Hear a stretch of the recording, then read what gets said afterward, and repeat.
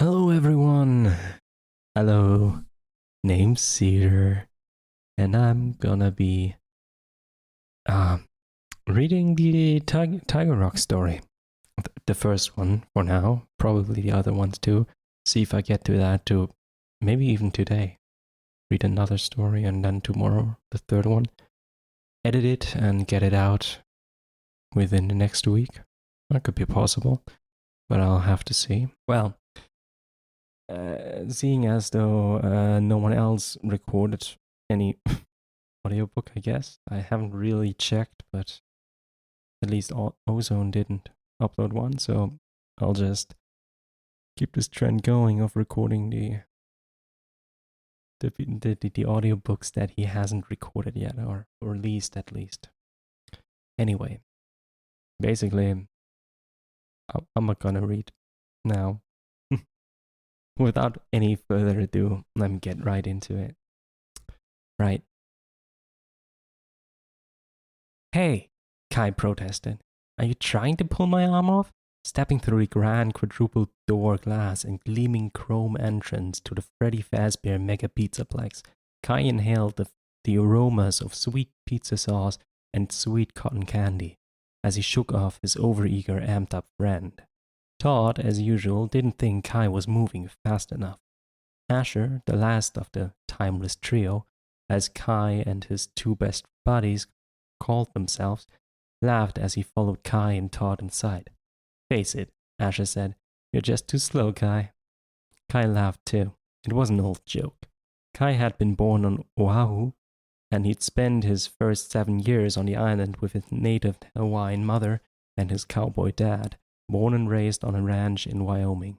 Between the Hawaiian time attitude of his mom and the "what's your hurry, partner" attitude or mindset of his dad, Kai was known for being chill. Todd regularly accused Kai of being so laid back that he was practically horizontal. Come on, guys, Todd urged. He waved his arms around and barely missed whacking a pretty teen girl in the face. She shot Todd a dirty look. He was oblivious to it, as usual, too busy looking around. Kai couldn't blame him. The Pizzaplex was seriously cool. Maybe the only fun place in their small town. They'd been thrilled when it was built, but it was no longer new to Kai, Todd, and Asher. They'd seen the blacklight play area for the little kids, climbing toys, slides, foam building blocks set up around a glitter ball pit. They'd gazed up at the stainless glass cupola that capped the center of the Pizzaplex's dome. They'd been inside the castle-like two-story theater rotunda that sat under the kaleidoscopic spray of light that came through the stained glass. They'd investigated every single one of the game venues and shops and restaurants. They'd eaten at least a dozen pizzas in the flashy neon-lit mirror-ceilinged main dining room. They'd bought more than their fair share of Freddy's themed clothing and souvenirs. They'd driven the go-karts on the tracks that crisscrossed over and under the side of the walkways connected to all the various parts of the Pizzaplex. And they'd ridden several times the roller coaster that swooped throughout the Pizzaplex. Its tracks entwined with a seemingly endless maze of colorful climbing tubes. They'd watched the animatronic performances. They knew by heart all the rock and pop songs the animatronics played and all this themed music pounding from the various game areas. They also knew the sound of the games, the pings and beeps, the buzzes and vrooms, the hums and dings.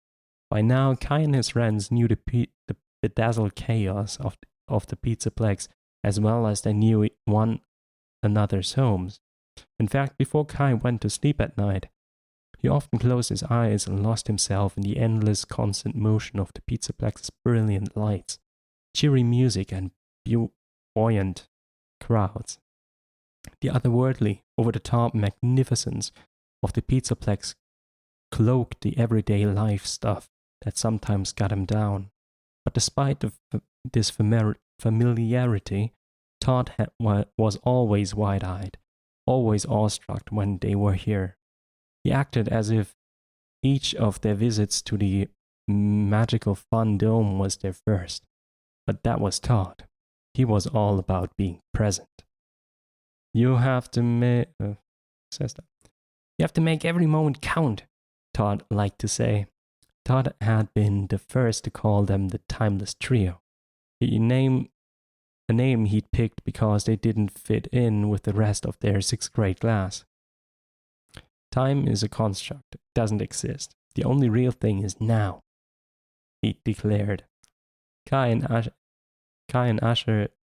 Asher didn't really get Todd's endless babblings about the illusory, okay, is that an adjective?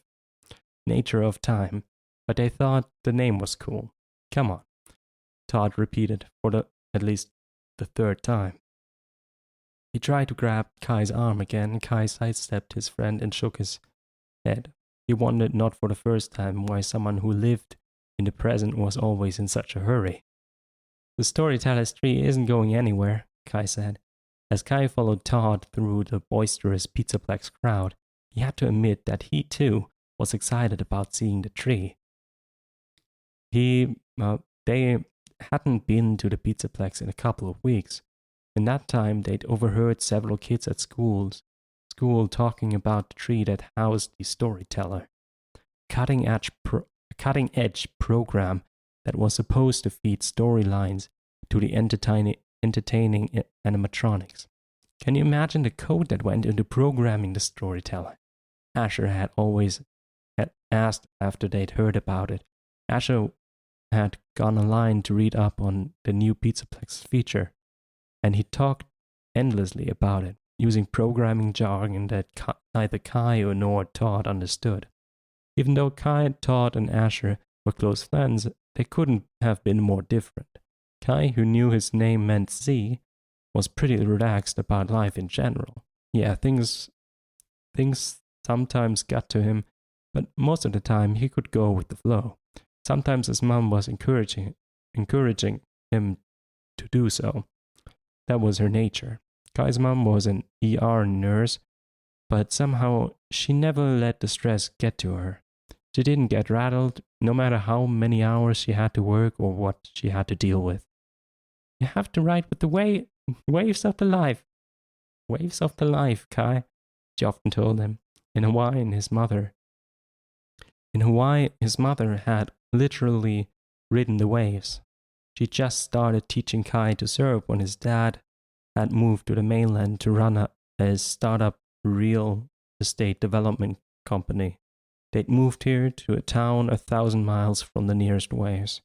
Kai missed the ocean, but he was okay with where they lived now. He liked how the place had seasons, how the tree leaves turned orange, yellow in the fall, and how snow fell in the winter. That was an okay trade-off for ocean waves. Kai hadn't left the island behind him, though, looking more like his black-haired, brown-eyed, and dark-skinned mom than his blonde, blue-eyed dad. His sister was the opposite. She and Kai barely looked related. Kai also had his mother's short, slight shape. This squat appearance, combined with the Hawaiian shirt and baggy cotton pants he preferred to the solid-colored t-shirts and jeans of his classmates, made him stand out. So did the tendencies to zone out and daydream. Because Kai's mind wandered so much, he didn't do so well at school. He didn't care much about what he was being taught. He was more interested in nature and art and the spirit world. In contrast to Kai, Todd was tall, skinny, and frenetic, with long, usually messy hair, nearly as orange as the average carrot, and a pale face painted almost brown by freckles. Todd stood out in school as much as, or more, than Kai did. Todd, however, had no trouble with his schoolwork. He was a straight-A student who loved to learn. When he wasn't hanging out with Kai and Asher, Todd was always sprawled on his bed reading book. reading a book, his foot jittering the whole time. His room was so stuffed with books that there was barely enough room for his furniture, or for Ash and Kai when they visited him. Then there was Asher. If he hadn't been a total tech geek, Asher might have fit in at school. With brown hair, eyes, and a height that was average for an 11-year-old. They're 11 years old, okay? Might be important for the story. Maybe not. Probably not. He looked pretty normal. Kai had even overheard some girls talking about how cute Asher was. Too bad he's so weird, one of the girls had said. And yeah, Asher was a little weird. He was totally obsessed with his computers and robotics and science fiction. So much so that he and his little brother, Alex, who could have been a slightly younger Asher clone, often spoke to each other in binary code. More than once, Kai had heard Alex say to Asher, 011000100. Asher told Kai that it meant doofus. Wouldn't it be faster to just say doofus? Kai had asked. Sure, Asher had said, but Alex and I get in trouble when we call each other names.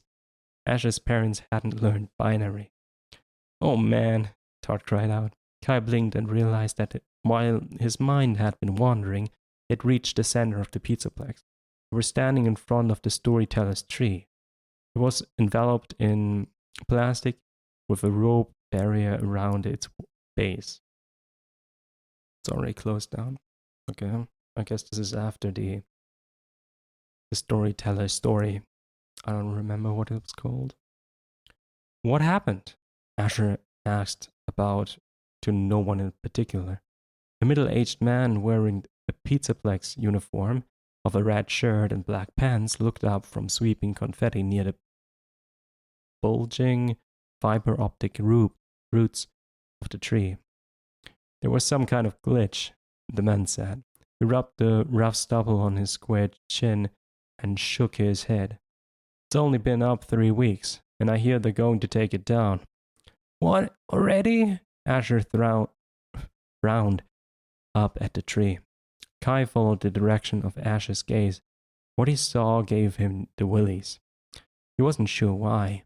Maybe it was because the clear plastic wrapped around the tree bloated, mottled yellow trunk, and its outstretched rainbow-colored limbs made the tree look like some kind of roped phantom monster. Kai could easily picture the gigantic tree suddenly uprooting itself to stomp around the Pizzaplex. In Kai's mind, the tree reached out with its long skeletal branches to pluck children from the... Kai! Todd was tugging on his arm again. Picked a baobab tree because these trees have such big trunks, Asher was saying. I think it was a great choice because the trees are the stuff of legend. A redwood tree would have been better, Todd said. No way, Asher said. A redwood would have been too tall. Well, it wouldn't have been a real redwood, Todd said. But redwoods have big trunks too. At least they're American trees. Why does it have to be American? Asher said. Your shoes are made in China. So what? My shoes aren't a tree, Todd said. Kai shook his head. He learned that the best thing to do when Todd and Asher thought was to just let them bicker. Todd and Asher had been friends since they were old enough to talk. That was just the way they were with each other. Asher turned away from Todd, ending the debate. He pressed up against the rope barrier that had been strung around the tree's base. I wish I could see in there, Asher said. No, I don't think you do. I wonder what went wrong with the program. I'm not sure anything went wrong with the program specifically.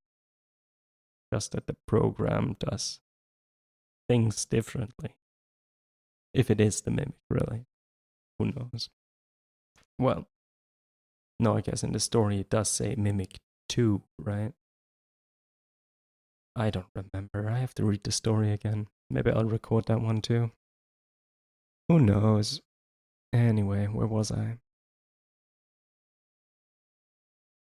I thought the basis of the program algorithm was sound, and the idea of having one program generate all the stories for the animatronic characters was off the charts genius.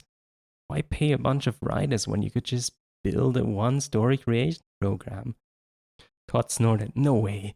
A computer program can't take the place of a writer. There's no way a program could be advanced enough to replace someone's or people's imaginations.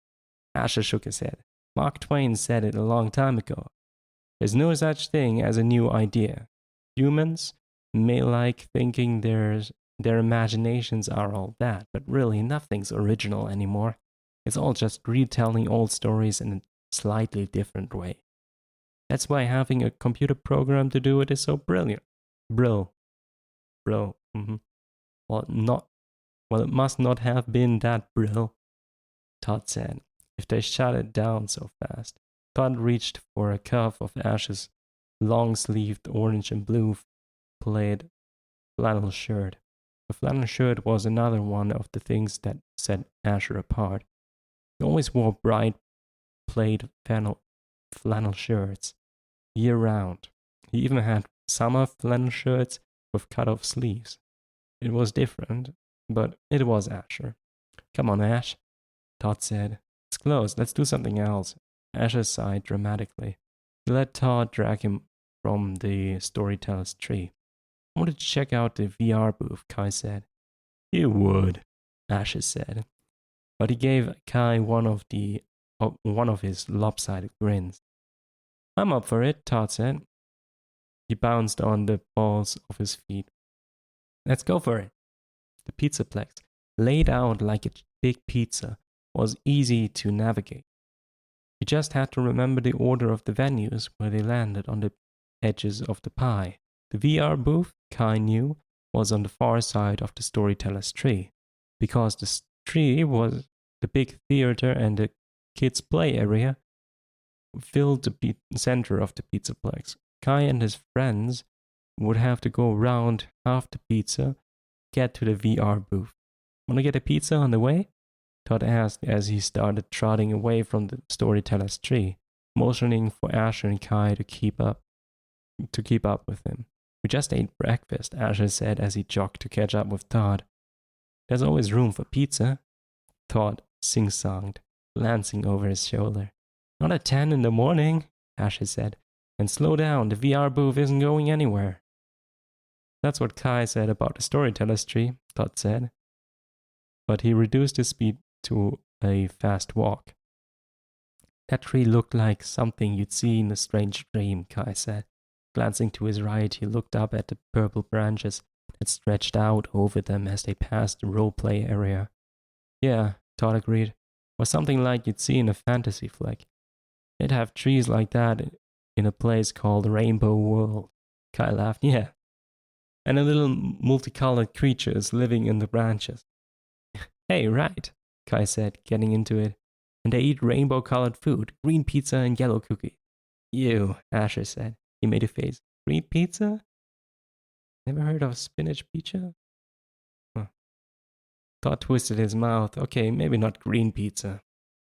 That's like the moss that grows on the big tree in my backyard. Yuck. I had a dream about a dream the other night that moss was growing really fast all over my room. Was trying to grow on me and eat me. Todd stopped walking so abruptly that Asher ran into him. A young mom holding hands with two toddlers had to stutter step to avoid the Todd-Asher collision. One of the toddlers dropped a sippy cup and let out a wail. Asher retrieved the sippy cup, the plastic cup. The mom gave Todd a dirty look. He didn't notice. Todd looked at Kai. I read that dream interpretation book your mom recommended. Apparently my dreams means there's something I'm afraid of that I'm not facing. If I don't get a hold of my fears, they eat me alive. Yeah, I don't know if facing your fears is such a good idea, considering how drowning it ended, right? Maybe being afraid of some things is a good idea. Just don't go climbing any slides, okay? Todd shrugged and rolled his eyes. Like, duh, I don't need a dream to tell me I'm afraid of pretty much everything. Yeah, well, you do okay for a scaredy cat, Asher said, giving Todd a playful light slap to the back of his head. Todd grinned and started walking again, as quickly as before. Asher fell and stepped beside him. Kai forced his short legs to move fast enough to stay with his friends. I've been working on lucid dreaming, Kai said as he walked. You know, being aware that you're dreaming when you're dreaming. I've been playing around with it. I've trained myself to wake up just by saying to myself in a dream, wake myself. Okay?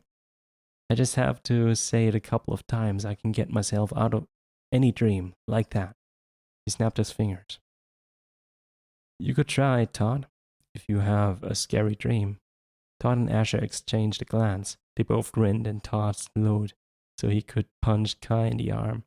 You're so weird. Kai shrugged. He knew Asher and Todd didn't get his interest in the spirit world. Whatever. Hey, look, Todd pointed. The AR booth has a special thing today. Kai looked up past the heads of the kids and adults scattering in front of them. He saw an LED marquee that read, Today only. See the Pizzaplex 10 years from now. Take a peek into the future. We're gonna see what's it called? Rune. They're just gonna see Rune. That sounds fun, Kai said. Guys, mind if I go first? Asher shook his head and Todd said, go for it. Kai and his friends reached the line for the AR booth. It was glad to see it wasn't busy yet. Only 2 girls were in line. Stood near the VR booth attendant, a 20-something long-haired guy who was sitting on a stool, looking like he was bored out of his mind. Both girls, who looked like to be maybe 13, 14, were dark-haired. When they turned to look at Kai, Todd, and Asher, Kai decided they must be sisters, even though they didn't look exactly alike. They both had unusually big green eyes. Hey, the tallest of the 2 girls said. She smiled. Hi, Todd said. Have you done the VR before? A guy who claimed to be afraid of everything, Kai thought. Todd was astoundingly outgoing. He'd talk to anyone. Twice, the girl said. And I've had enough. My sister wants to see the future, though. The second girl grinned. I'm just curious. Him too, Todd said, jabbing a thumb toward Kai. Todd and the girls started chatting about the future and what it might be like in general.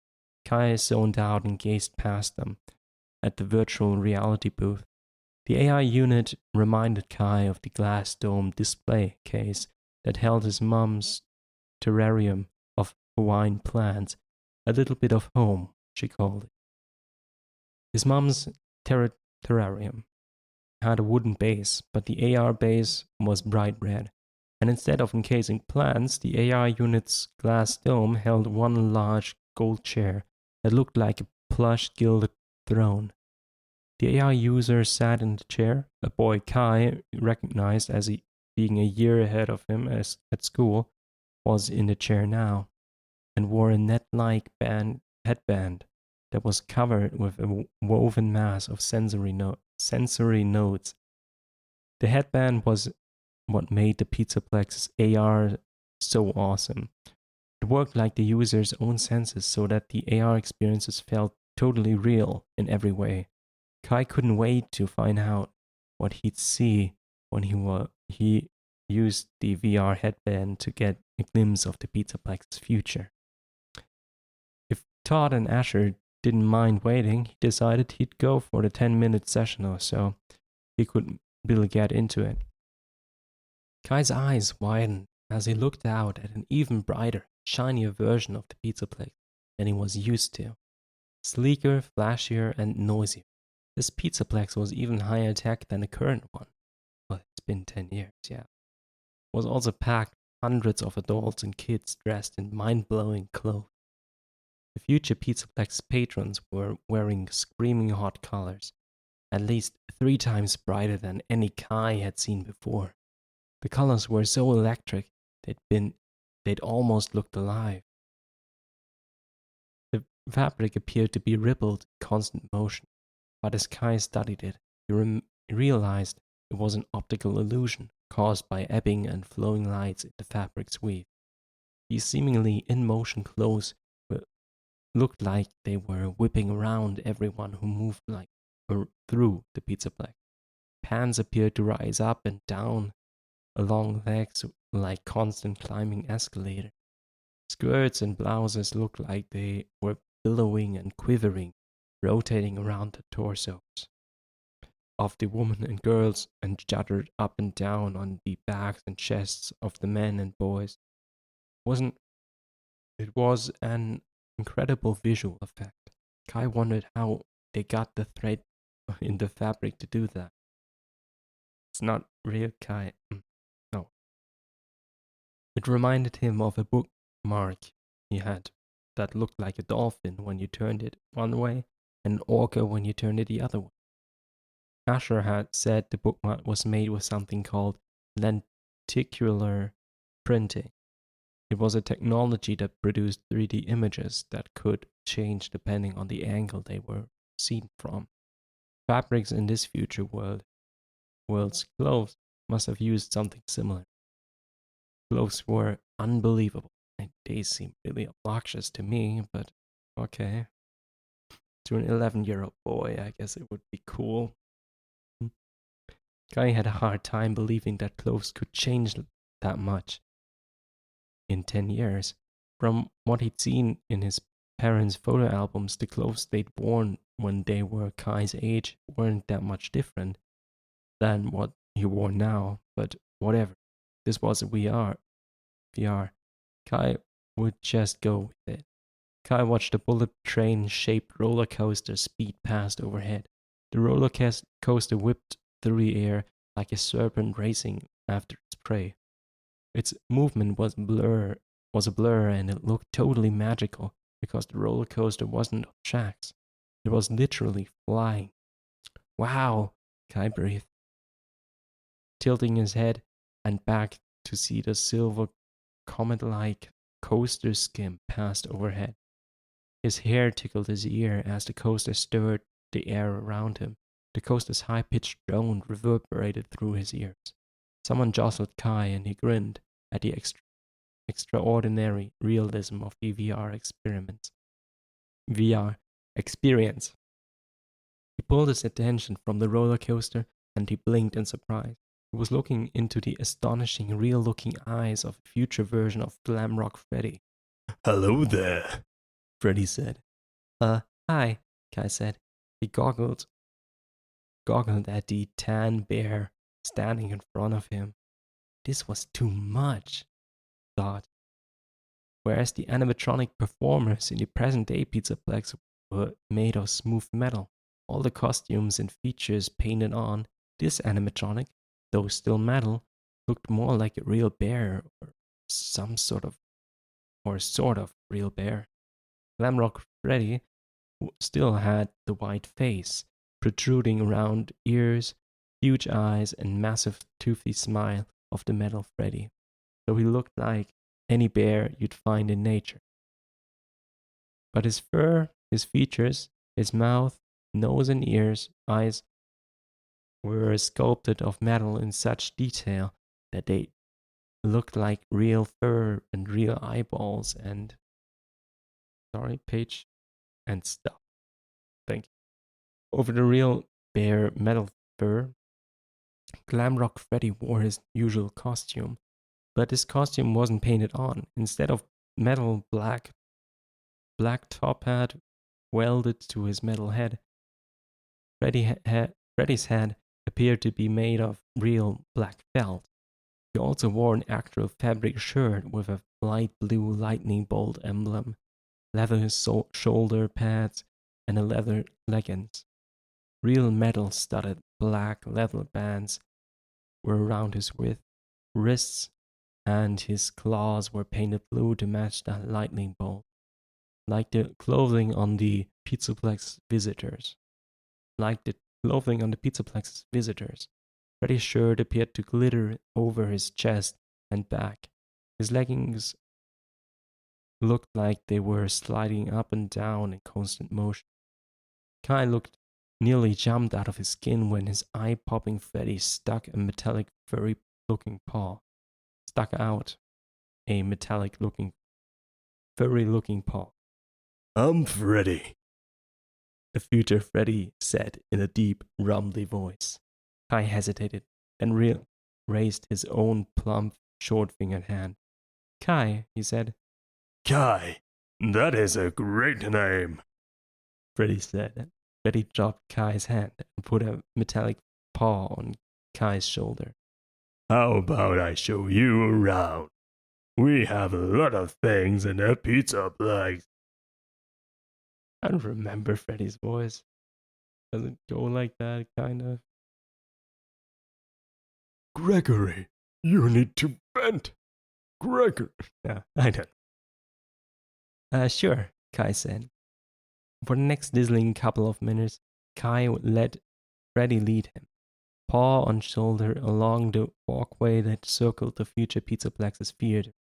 The new theater resembled a castle, like the old one, but it was made of what looked like to be cut crystal and shimmering light. The theater's roof, like the one in the present-day Pizzaplex, stretched to the top of the Pizzaplex's domed roof. But this domed roof was different than the one he was used to. Instead of being made of stained glass, it was clear. The roof was so clear that Kai wasn't sure there was a roof at all.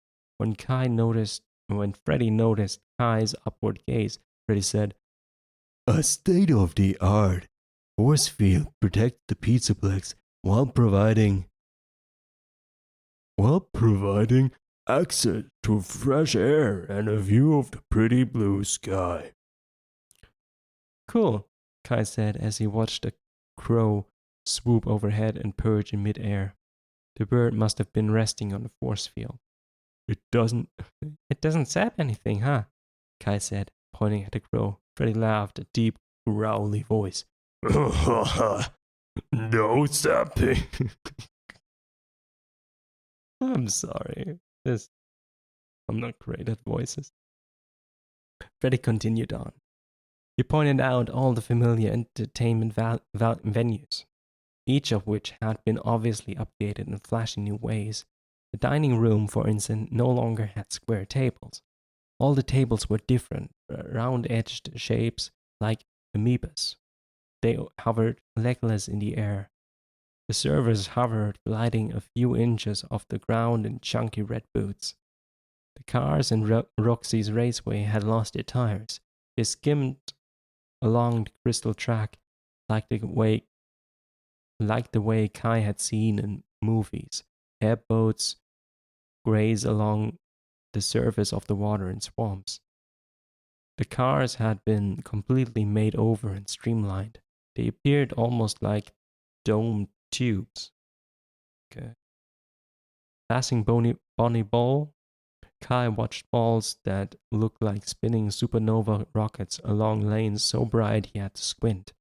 He peered into the laser tag area to see kids holding small cell phone-looking contraptions. It fired phosphorescent streams of light.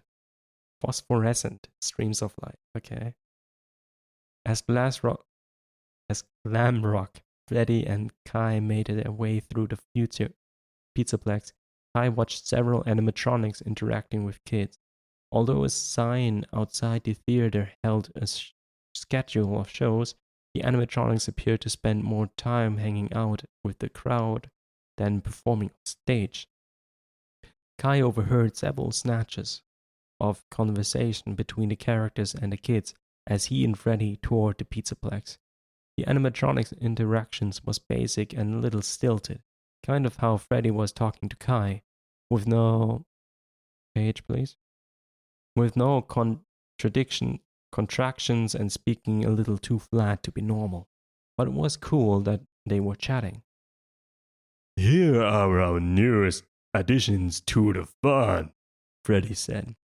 He let Kai pass an African safari ride that looked super realistic, scarily so. A log flume ride, that had rocket-like contraptions jetting through churning waters and waves. Then he continued on forward an area. Wait, what? Then he continued on forward, on toward an area-labeled Tiger Rock trampoline. Oh, look, Freddy said. As they approached an enormous space filled with dozens of delighted kids bouncing around and doing somersaults, they leaped through the air that warped a bit the way the sky rippled over a paved road on hot days. It is Tiger Rock himself, Freddy said. Hello, Tiger. Oh. Hello, Tiger Rock. Come. Oh, not Freddy saying that. Hello, Tiger Rock. Come meet Kai. He's our newest visitor. Kai raised an eyebrow when he saw a huge flowing white robe covered in sparkly sequins and crystal beads that had the same motion-like quality of the other clothes Kai had seen in his future Pizzaplex. The robe swirled, and what was in the robe turned to face Kai. Kai, blinking in awe, found himself looking up in the gaze of the metallic white tiger. The tiger, whose white fur was as realistically hair-like as Freddy's, wore white leather bell-bottom pants studded with gold baubles. The baubles looked like they were dancing, twirling. A gold medallion hung around the tiger's neck. Hey there, Kai, Tiger Rock said. Tiger Rock at your service. You will be in good hands with Tiger Rock, Freddy said. It was nice meeting you, Kai. Oh, you too, Freddy, Kai said. Thanks for the tour. Freddy took off his top hat and tipped it towards Kai, who lifted a hand to wave goodbye. Then he looked at Tiger Rock. Tiger Rock leaned forward and studied Kai with far more interest than Freddy had shown. More interest, in fact, than anyone had ever shown Kai. Tiger Rock's gaze was almost searing as Tiger Rock examined Kai from head to toe. Finally, Tiger Rock reached out and shook Kai's hand. He raised it so quickly and shot it so pathetically that the pull jerk motion actually hurt Kai's shoulder. Tiger Rock pumped Kai's hand up and down several times, much longer than was normal for a handshake. Kai finally snatched his hand back. With his other hand, he casually rubbed his shoulder. Tiger Rock flashed a wide mouthful of teeth at Kai. It's great to meet you, Kai. Aloha aui nala. Kai nodded, surprised by the animatronics tiger's knowledge. Hello to you too. You speak Hawaiian? Tiger Rock winked. I know a lot of things. That's impressive, Kai said. Even my friends don't know any Hawaiian. Oh, I love learning, Tiger Rock said. I'll learn anything. Anything I can. Yeah, if that's not a mimic or something of it. He leaned down and cocked his head. It's all in how you pay attention and take in what you see and hear. You feel me? Kai chuckled. Like Freddy and the other animatronics Kai had overheard, Tiger Rock had some flair. Not only was he more fluid, speaking more naturally with contractions, he also spoke with a little bit of swag, like a DJ on the radio. Kai liked Tiger Rock. How would you like to learn something? Is that a radio voice? I'll just stick to the one before. How would you like to learn something? Tiger Rock asked Kai. Like what? Tiger Rock leaned down and lowered his voice to an I've got a secret whisper. I can show you how things work around here, Tiger Rock said, cocking his head and studying Kai like he was the most fascinating boy in the world. Kai kind of liked the attention. He studied Tiger Rock right back. Tiger Rock had the normal broad, round face of a tiger, his circular ears jutting out from the top of his head. The shape of his head and face, however, was where Tiger Rock's normalcy stopped. Whereas most tigers, or most white tigers, at least ones in the pictures Kai had seen, had strong black stripes encircling a dark muzzle, Tiger Rock's face was predominantly white. The few black stripes Tiger Rock had were faint, and they radiated out from the muzzle to form a diamond pattern that embraced his wide nose and mouth. Instead of the usual spray of white tiger whiskers, Tiger Rock had just a few almost incandescent whiskers. And instead of a normal tiger's white teeth, Tiger Rock had nearly transparent teeth that appeared to pulse with softly colored light. Tiger Rock's most striking feature, though, was his eyes. The white tigers Kai had seen in pictures had pale blue eyes, but there was nothing pale about Tiger Rock's eyes. His eyes were lit up like the most dazzling neon, were two different colors as well. I'm sorry, I'm messing up. One eye was a deep emerald green, and the other was bright blue. Sure, Kai said, when he realized he'd been staring. I'd like that. Right on, Tiger Rock said. Tiger Rock wrapped a humongous claw around Kai's left arm. The animatronic tiger squeezed his metal paw pads around Kai's yellow and purple Hawaiian shirt sleeve. The pressure was steadily but not uncomfortable. Let's go, Tiger Rock said. Kai grinned. This was the best VR experience he'd ever had. Kai found himself in a part of the Pizzaplex he'd never seen before. Tiger Rock, still with a grip on Kai's arm, was leading Kai along a glistening white-walled corridor lined with a futuristic conveyor belt. A manner of robots, large and small, human or animal-shaped, and a boxy utilitarian-shaped, rode the belt. There are the helper bots, or these are the helper bots, Tiger Rock said. He removed his paw from Kai's arm and waved a triangular-shaped robot carrying a tool that looked like a fancy broom. Hey, Henry. Oh, Henry? Name drop? Tiger Rock said. The robot with the broom lifted a spatula-shaped appendage. He made a funny burping sound 3 times. Tiger Rock laughed. Right back at you. You understood that, huh? Him? Kai asked. Tiger Rock nodded. Sure. I know all kinds of languages. If it exists, I can learn it. Kai walked down the hall, looking left and right, his mouth open in wonder. Tiger Rock strode along next to him. At a bend in the hall, Tiger Rock once again gripped Kai's arm, harder than before. Kai winced a little, but didn't squirm. It's really cool back there. Back here. Kai said, sorry, that's not Tiger Rock. It's really cool back here, Kai said. I never thought I'd get to see what went on behind the scenes. Thanks for showing me. Sure, Tiger Rock said. I like to go around all over the place. I can be everywhere. That's pretty neat, Kai said. Check this out, Tiger Rock said. With his free paw, he pointed at a gleaming silver circular slide that wound up around a metal platform lift, which looked like a moving staircase, sort of like an escalator, except none of the steps were attached to one another or anything else. They seemed to hover in the air.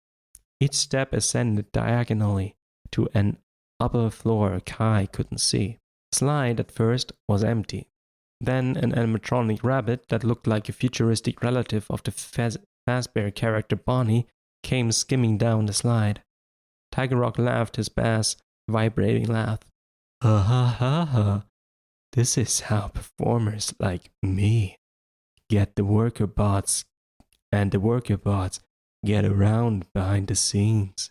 It's as good as any of the rides, don't you think? Kai grinned and nodded. The slide looks fun. It is, but so is the super slide from Pizzaplex visitors. It's not solid. You ride in a slipstream. Wanna try it? Sure, Kai said. Alright then, Tiger Rod said. Tiger Rock turned to lead them back to the Pizzaplex main walkway. When he did, Kai pulled his arm from Tiger Rock's grasp. It wasn't the robotic tiger's fault. He probably didn't know his own strength. But Tiger Rock's clamp-like grip hurt. Tiger Rock glanced at Kai several times as they walked back down the hallway. The tiger seemed to be obsessed with Kai's arms. Doesn't the mimic rip out arm? No. I should read the epilogues of the stories too. You gotta remember that. Tiger seemed so obsessed with Kai's arm, as if he was trying to figure out how they worked or something. Kai considered asking about it, but he felt like this question would be strange. He decided to pretend that Tiger Rock's scrutiny wasn't unsettling. He didn't ask about it. Tiger Rock kept his long metal arms at his sides until they reached the main part of the Pizzaplex again. As they stepped into the crowds, though, Tiger Rock once again took Kai's arm, and ow! It felt like Kai's arm was caught in a vice. The pressure of Tiger Rock's thick metal fingers was even stronger than it was before. Tiger Rock was now yanking, just a little, on Kai's arm. Kai wasn't sure why Tiger Rock felt he needed to do that. Kai was keeping up with the tiger. He didn't have to be dragged along like an uncooperative little kid. Kai's arm was really starting to hurt, but he still didn't say anything. Go with the flow, he told himself. Overall, Kai was having a great time.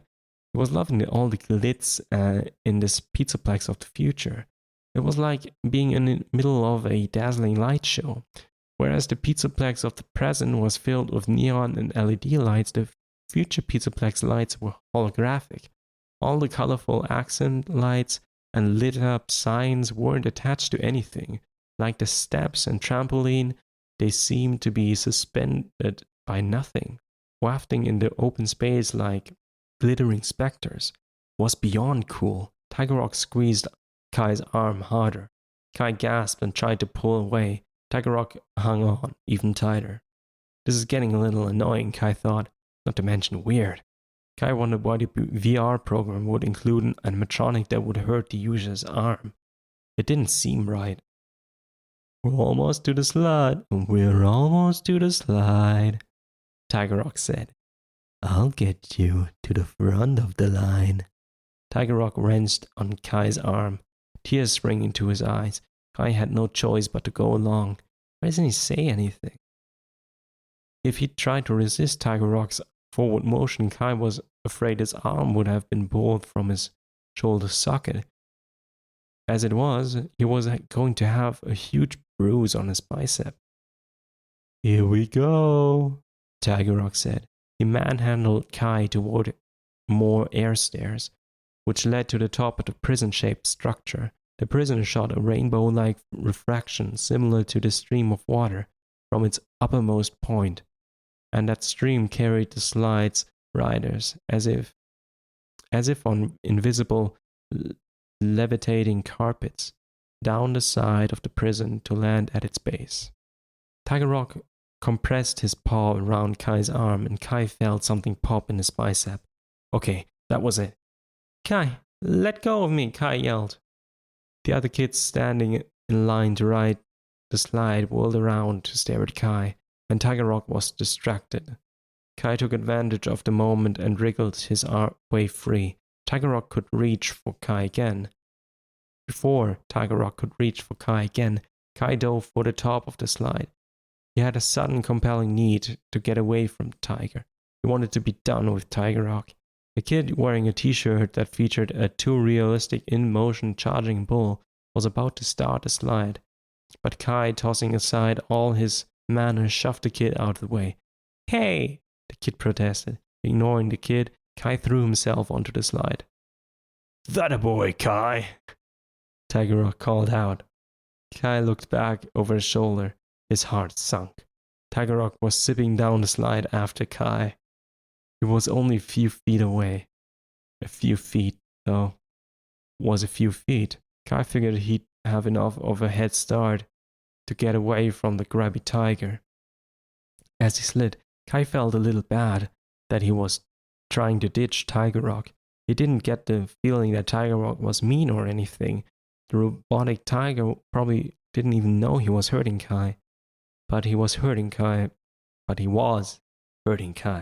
And Kai didn't want this strong metal paw on his arm again. He didn't think he could take it. Almost to the bottom of the slide, Kai scanned the crowd at the base. He spotted an opening and he figured that he could shoot through it. The entrance of Gator Golf was just beyond the crowd. If this version of Gator Golf was similar to the present day one, he figured he could hide somewhere among the mini-golf courses, jungle-themed obstacles. Some of them, he remembered, were pretty substantial.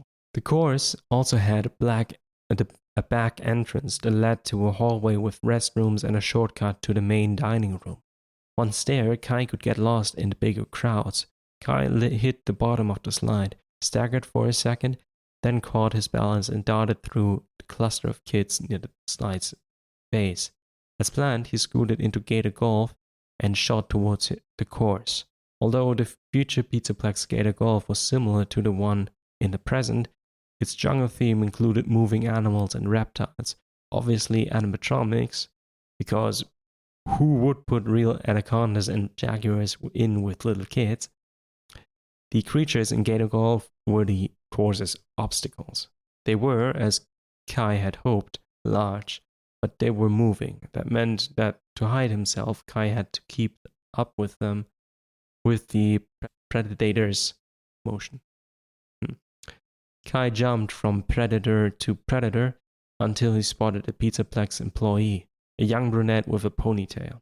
The woman was cleaning up a stain on one of the greens. Can you help me? Kai asked, panting. One of the animatronics hurt my arm, and the ponytailed employee flashed Kai a smile and hurried away. Have a great time today, she called out as she went past. Okay. Kai frowned but quickly sought out the next obstacle. As he huddled behind a crouched jaguar, he surveyed the golf course. He hunched over when he spotted Tiger Rock scanning the area. Jaguar shifted his legs. Kai knew it was going to leap to another spot. Kai readied himself when the jaguar moved. Kai did too. He ran as fast as he could to duck behind the coiled anaconda. Near the giant snake, a young couple was setting up to play the hole. Kai raised his head just a little. Excuse me, he whispered. But could you help me? Maybe call someone, one of the animatronics. The young couple, their yellow swirling outfits, as bright as the sun, hit the ball with lit up, oddly curved clubs. Then they walked away from Kai. The program wasn't allowing Kai to get help. No wonder, Kai thought.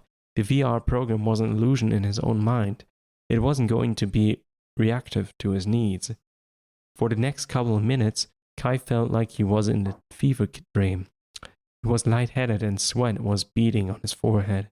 Although everything around him felt solid enough, it seemed to waver in his vision, blurring and deconstructing, then coming back together again. Kind of sounds like the Venimas, doesn't it? From Ruin. My time has to be up soon, Kai thought, as he caught yet another glimpse of Tiger Rock's intense gaze scouring the golf course. Please let the timer go off soon. Moving as if in a dizzying hallucination, Kai began to flit this way and that, ducking 1 second and crawling the next. His movement felt disjointed, almost like he wasn't the one controlling what he was doing. felt like a puppet on a string, being led from one position to the next, but he was the one in charge. It was his will to keep away from the Tiger Rock. Kai was calling the shots, even if it felt like he wasn't. Ignoring the odd way his body felt, Kai kept sprinting around. As he did, he kept an eye on Tiger Rock, who was shadowing Kai all too closely. Kai's bicep was throbbing. He was pretty sure Tiger Rock had torn a muscle in his arm. How much worse could Kai be hurt if Tiger Rock had got his paw on Kai again? Kai dove behind a black crocodile that was trundling across the green on the ninth hole. Did Tiger Rock see me? Kai wondered, as he tried to flatten himself to stay hidden by the creeping metal reptile. Kai risked raising his head just a little. He gasped. He was looking right into Tiger Rock's mismatched eyes. It was just a couple of feet away. Are we playing hide and seek? Tiger Rock asked. I know how to play. I learned a long time ago.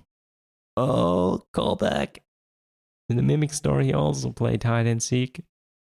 Oh, but he doesn't play nice, considering how Dominic and his colleagues ended in the Mimic story. Right. Kai yelped, stood and ran. He galloped towards Gator Golf's back entrance, shot into the black hall. Checking over his shoulder, Kai didn't see Tiger Rock, so he dashed into the men's room. As sci-fi-ish as the rest of the future Pizzaplex pizzeria, the restroom had faucets suspended in mid-air, which flowed into a glass trough. I don't know that word. Beyond the trough, the restroom contained silver pots instead of stalls. The open pots had no doors that Kai could see, but given that a couple of the pots were solid, he figured the doors were designed to appear when you entered the pot. Kai rushed past the glass through and flung himself onto one of the silver pots. As he hoped, the pots opened and closed, and a shiny silver surrounded him. He ended up in a small enclosure that could have doubled as a small spaceship, minus the polished silver toilet. Kai looked down at this black and silver tile floor, a floor that looked comfortingly similar to the one in the present-day Pizzaplex, and noted with grief that the pot's walls reached all the way to the tile. Good. Tiger Rock wouldn't be able to see Kai's feet. Kai looked up. His chest tightened. The walls didn't go up to the ceiling. They curved inward to create a lip about a foot from the satin-like white interlocking beams that crisscrossed overhead. Kai stared up at the gap. Could he figure out? Could he climb up there and get away if he had to? Kai pressed himself back against the wall behind the toilet. He tried to catch his breath as quietly as he could, as quietly as possible.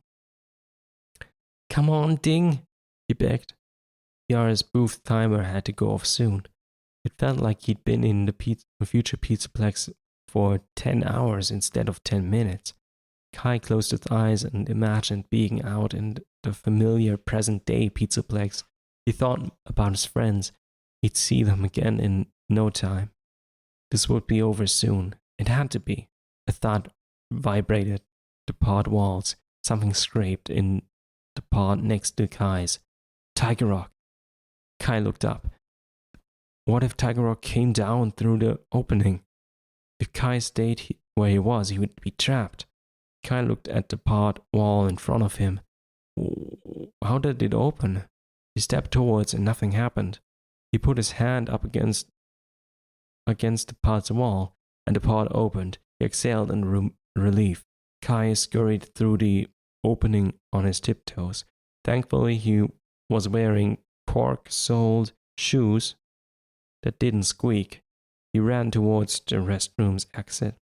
Glancing over his shoulder, Kai saw that the pod next to him was closed in. Hopefully Tiger Rock was in there. trying to sneak up on Kai. Kai reached the restroom's doors and pushed it open. Stepping into the hall, he trotted towards the main dining room. It was just around the corner. Kai picked up his pace. Checking over his shoulder, he was relieved to see Tiger Rock wasn't behind him. Kai rounded the corner. There you are, Tiger Rock said. As he reached for Kai's arm, Kai shrieked just as Tiger Rock's paws clamped over his bicep. Red-hot pain shot up into his shoulder. Ding! Kai blinked and looked around. He was in a VR booth. He was in the VR booth sitting in the golden chair. Kai reached up and felt the mesh headband. He ripped it off his head. His arm hurt when he moved it. Kai pushed up his sleeve and studied his bicep. It was bruised. Shivering, Kai rubbed his arm. He stood and hurried out of the booth. Kai looked around and spotted Asher and Todd, who were sitting cross-legged near the booth, talking about whether bologna went better with mayonnaise or mustard. Got his friends, the VR attendant was chewing on a cuticle and watching a cute blonde walk past the booth. Kai hurried over to the attendant. Excuse me, sir? Hey, there you are, Todd called out. We decided to skip the booth. Oh, not the attendant. Okay. Hey, there you are, Todd called out. We decided to skip the booth. We're hungry. Kai ignored Todd and tapped the long-haired guy on the arm. The attendant looked down at Kai and frowned. What? The guy asked. I think there's something wrong with the VR booth, Kai said. One of the animatronics hurt my arm, see? He held out his arm. The attendant raised his scraggly black eyebrow and curled his thin lip. He clearly didn't believe Kai. Kai opened his mouth to say more, but then he shrugged. Never mind, Kai said. Now, what was the point in trying to convince an employee who clearly wasn't going to believe anything Kai said? Kai was just glad to be out of the booth. He turned away from the attendant and went over to his friends. I want to go home, Kai said. Huh? We just got here, Todd protested. Sorry, I don't feel good. Kai massaged his arm again, but he didn't say anything about it to his friends. I'm cool with leaving, Asher said. We could rent a movie or something. Yeah, let's do that, Kai said. Should we do sci-fi or action? Asher said. Spy movie, Todd said, giving it in to his friends. I just read a book about spycraft. Action movies are more interesting than spy movies, Asher said. In what universe? And they were off running. Kai tuned out the argument. Any film would be fine with him, as long as it didn't have tigers in it. On Saturday evenings, when the weather was clear all year, winter included, Kai's family hung out by the fire pit in their backyard. The house was surrounded by tall elms and maple trees, and it backed up to a river. In the backyard, they were sheltered from the rest of the neighborhood, and they were insulated from traffic sounds on the street. Whenever they were tucked in the back, it felt like they were camping. Kai and his family would sit by the crackling fire, inhaling its sweet smoke, listening to the burbling river and rustling tree branches. They would talk about happenings of the previous week, and they'd also tell stories. They'd watch the sunset, or they'd stargaze, depending on the time of the year. Kai usually loved the Saturday night tradition, but not tonight. It was too jumpy to enjoy it. He was on edge, in fact, that tonight he nearly threw his sister into the fire pit when she jumped on him. He didn't see her coming. He felt like he was back in the VR booth. Then the weight of her little legs landed on his arm. Dory! Melia squealed. Melia squealed in his ear as she cuddled up against him. Kai and his dad had been sitting by the fire, silently watching the sun start to sink towards distant, rolling hills. His mother and Melia had been inside fixing Elliot and Melia's favorite stuffed animal. a bedraggled blush elephant. At least it wasn't a tiger. Can you imagine? A plush tiger? Elliot had an owie, a hole in one of his seams. An owie. Okay. Elliot is as good as new, Kai's mom announced as she settled into the green Adirondack chair next to Kai's dad. Mom did stitches, Malia said in Kai's ear. Her breath was hot and moist, and it tickled the hairs at the back of his neck. Malia squirmed, settling in. Wild blonde curls, which always flew in multiple directions around her face, if not contained in ponytails or braid, engulfed Kai's fair face. Some of the strands got in his mouth. Kai spit them out and pulled his head back to avoid being consumed by her mango-scented hair. Kai tried to calm his jittery nerves. He wrapped his arms around his little sister and hugged her close. Unlike other kids Kai knew, who talked about how annoying their siblings were, Kai loved his baby sister. 5 years old, Malia was sweet and funny and loving. She was also demanding. Story! She shouted in Kai's ears again. Every week, Kai and his parents took turns to tell Maria complicated stories about the adventures of Elliot the elephant. This week, it was Kai's turn. He'd been pondering the story he was going to tell all week, but after his experience in the AR booth, he wasn't in the mood to tell it. His story had been about a lion who was stalking Elliot. That was too close to Kai's own experience. Kai hugged Malia. I'm sorry, Mally, but I think I'm going to bed. He looked over Malia's flyaway curls. Mom, could you take it this week? I'll make it up for next week. Kai's mom frowned for an instant. Then her round face returned to its usual relaxed expression. Of course, Keiki. Are you coming down with something? Kai's mom wasn't the kind of mom who hovered or worried, but when she used the Hawaiian word for child, Kai knew she was concerned. He shook his head. I just feel off today. Don't you want your arm checked out? Like a torn muscle? Well, no, I guess you can't really do anything about that. Just rest it for a few weeks. I don't know. Just as Kai hadn't told Todd and Asher what had happened in the VR booth, he hadn't mentioned it to his parents either. He hadn't mentioned it to his parents either. It was just too bizarre to talk about. And it was over. He thinks it's over. I'm not so sure. The story is still going after all. As one of the timeless trio, Kai didn't dwell on the past. What was done was done. He was moving on. So why am I so uptight, he thought. Kai ignored his own question as he passed Malia to his dad. Malia, content to wrap her long, skinny arms around her dad's lean shoulders, held up Elliot. She put a stern face and said in a deep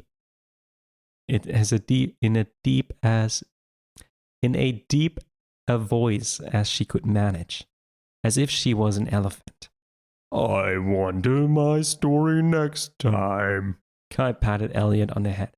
I'll promise you have it, he said. Kai stood. He bent over to kiss his mom, and he accepted his dad's fist bump. Are you sure you're okay, son? His dad asked. The already deep lines between his brows were bunched.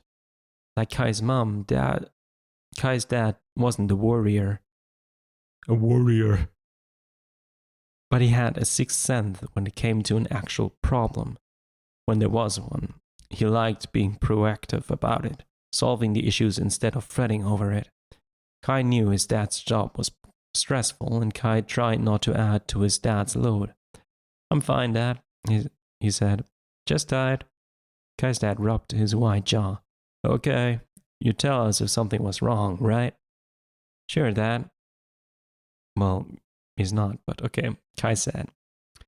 He hoped that his laid-back parents weren't worried enough to notice he was lying. But why would he lie at this point, really? As Kai returned to the house, he heard his mom begin a story about Elliot and the hippopotamus he met by the river. Kai closed the sliding glass door behind him and shuffled down the hallway to his room. As he went, he scanned the family photos that lined the hall.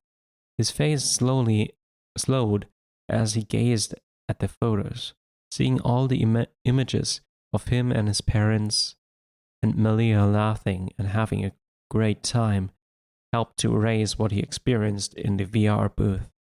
This is reality. But is it? How do you know? He reminded himself. Tiger Rock isn't real. Kai reached his room. He entered it and closed the door behind him. He leaned against the door and took a deep breath. It was only 9 p.m., too early to go to bed, but he didn't feel like doing anything. Kai crossed his tidy room and flopped on the soft gray bamboo comforter spread neatly on his mattress.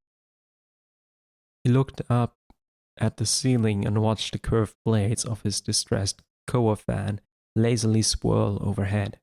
The fan made a soft, swooshing sound that blended with the sound of the breeze in the trees outside his window. Kai's room was a big square space that had a Cecil rug over cork. Page turn, please. Oh, come on. Over cork flooring. The same flooring was in the entire house. All his simple furniture was made of reclaimed wood, mostly scavenged from old barns being torn down to build new ones. He liked his rustic platform bed, his large desk and shelves, and the tall dresser that sat between his closet and the picture window that looked out onto the home's side yard.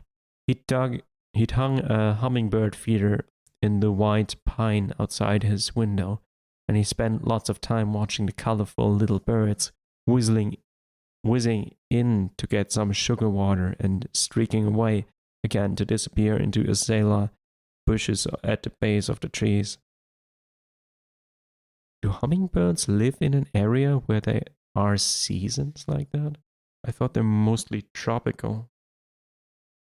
Well, what do I know? To Asher and Todd, whose rooms looked like those of normal 11-year-old boys, overstuffed and messy, Kai was a little strange for caring how his room looked. Dude, your room is like something in a magazine, Todd often commented. Todd was fascinated by the mostly bare walls. The only thing Kai had on the walls was a framed photo of his family, a painting of Waiane, one of the inactive volcanoes on Oahu, and one of Malia's drawings, which depicted Elliot the elephant giving Kai a ride. Kai's shelves held orderly rows of books, his rock collection, a couple wood carvings, one of an eagle and one of a dolphin, and Kai had done the carvings himself. They were a little wonky, but he was happy with them because he was still learning.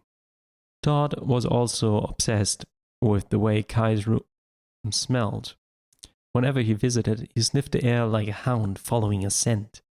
The aromas were coconut and lime. Kai's mom made her own cleaning products and chose a scent that reminded her of home. After watching the fan go around a few dozen times and enjoying the familiar coconut scent in his room, Kai sighed and stood. He crossed to the double-hung window and looked at the hummingbird feeder. Sometimes his favorite hummingbird, Berry, so named because of his raspberry red tail feather, came around in the twilight. But not tonight. The feeder was empty. Kai's window was partly opened. He pushed it up all the way and leaned out to see if he could spot Berry in the azaleas. The sun had disappeared behind the hills now, but its glow still remained. There was enough light for Kai to see, although the bushes were already hiding in the coming night's shadow. No berry, but wait. What was that moving just beyond the azaleas? Something light-colored was fluttering. Kai could see the movement through the bush's tiny leaves. He squinted and leaned even farther out the window. For reasons he didn't understand, he felt prickles at the base of his neck, and his heart rate sped up. It's probably just a cat or something, he thought. The thing, whatever it was, moved again. Kai sucked in a breath. It wasn't a cat. A big cat. It was an owl. A large white owl. The owl was sitting on the ground, angled just a bit away from the side of Kai's house. Its eyes were closed. The owl is on the ground? Isn't that a weird place for an owl? The tingles on Kai's neck crept up into his hair. It felt like ants were crawling on his scalp.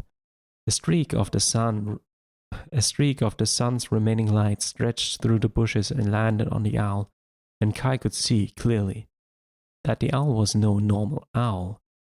The light reflected off the owl's feathers. Owl feathers didn't react to light that way.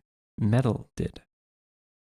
Kai was looking at a metallic owl, one sculpted like the animatronics in the future Pizzaplex. Kai swallowed hard and watched the owl. It wasn't moving. Was it just some kind of toy or something? Or maybe a new garden sculpture his mom had gotten? Even as Kai dismissed the thought, the owl's head turned, ever so slightly. The head rotated, the owl's face, so it was directly full on toward Kai now. The owl's eyes opened. Kai cried out and whipped his upper body back into his room. As he did, he bumped his head on the window frame. The impact jarred the window, and it dropped quickly. The window slid down completely down, and catching Kai's arm between the bottom of the window and the sill. Damn it. Because Kai had lunged back through the window so fast, his momentum kept him going even after his arm got caught. His arm, stationary at the window, didn't come with the rest of his body, which was trying to tumble into his room. Pain flashed in Kai's shoulder. It felt like his arm was being pried from its socket.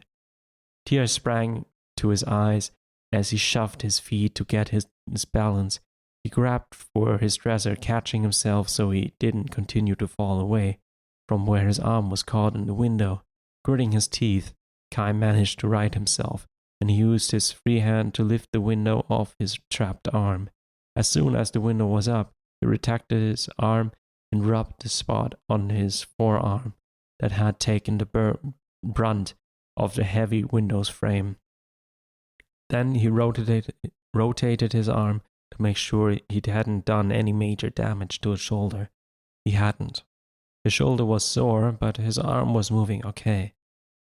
For several seconds, Kai clutched his dresser and tried to steady his breathing. His heart was thrumming so loud that its beat was all he could hear. When Kai's heart started to settle down, he inhaled and took a step back towards the window. Leaving the window closed, he pressed his cheek to its cool glass and looked down. The owl was gone, but Kai didn't feel relief. The unease that had been with him all day had now ratcheted up a notch. No, make that several notches, because the owl that had crouched in the bushes below Kai's room was definitely not some toy or yard sculpture. When it had opened its eyes, Kai had clearly seen that the owl had one emerald green eye and one bright blue one. On Sunday afternoons, Kai and his friends usually went on quests when the weather was good. The quests were something Kai's dad had come up with. How about I hide something somewhere in town? Kai's dad had suggested one afternoon when Kai, Asher, and Todd were hanging around bored, complaining that they had nothing to do. I'll give you a clue that will lead you to another couple clues, Kai's dad continued. And you can follow the clues to find the treasure. Todd, whose own parents were total workaholics, who tended to ignore their only child most of the time, had thought this was right. And Asher had gotten into it too. That day had started the regular routine they followed now. Kai's dad was a genius with clues. They had to ride their bikes all over town to find the next clue, and the next until they found the treasure, which would usually be anything from cookies to concert tickets to a CD. Once, when the clues were really hard, they found three $50 bills in a little wooden chest hidden in a nook at the base of the clock tower in the town square. Kai was still jittery the day after he'd seen the owl. He had gone straight to bed, but he'd lain awake for a long time before finally drifting into a restless sleep. All night long, the owl haunted his dreams, so much so that Kai had used his wake myself trick 3 times. His eyes were scratchy from lack of sleep when he met Asher and Todd on his front porch to study the first clue of the day's quest. It was a nice day. Spring had finally settled in for good. The days were getting warmer.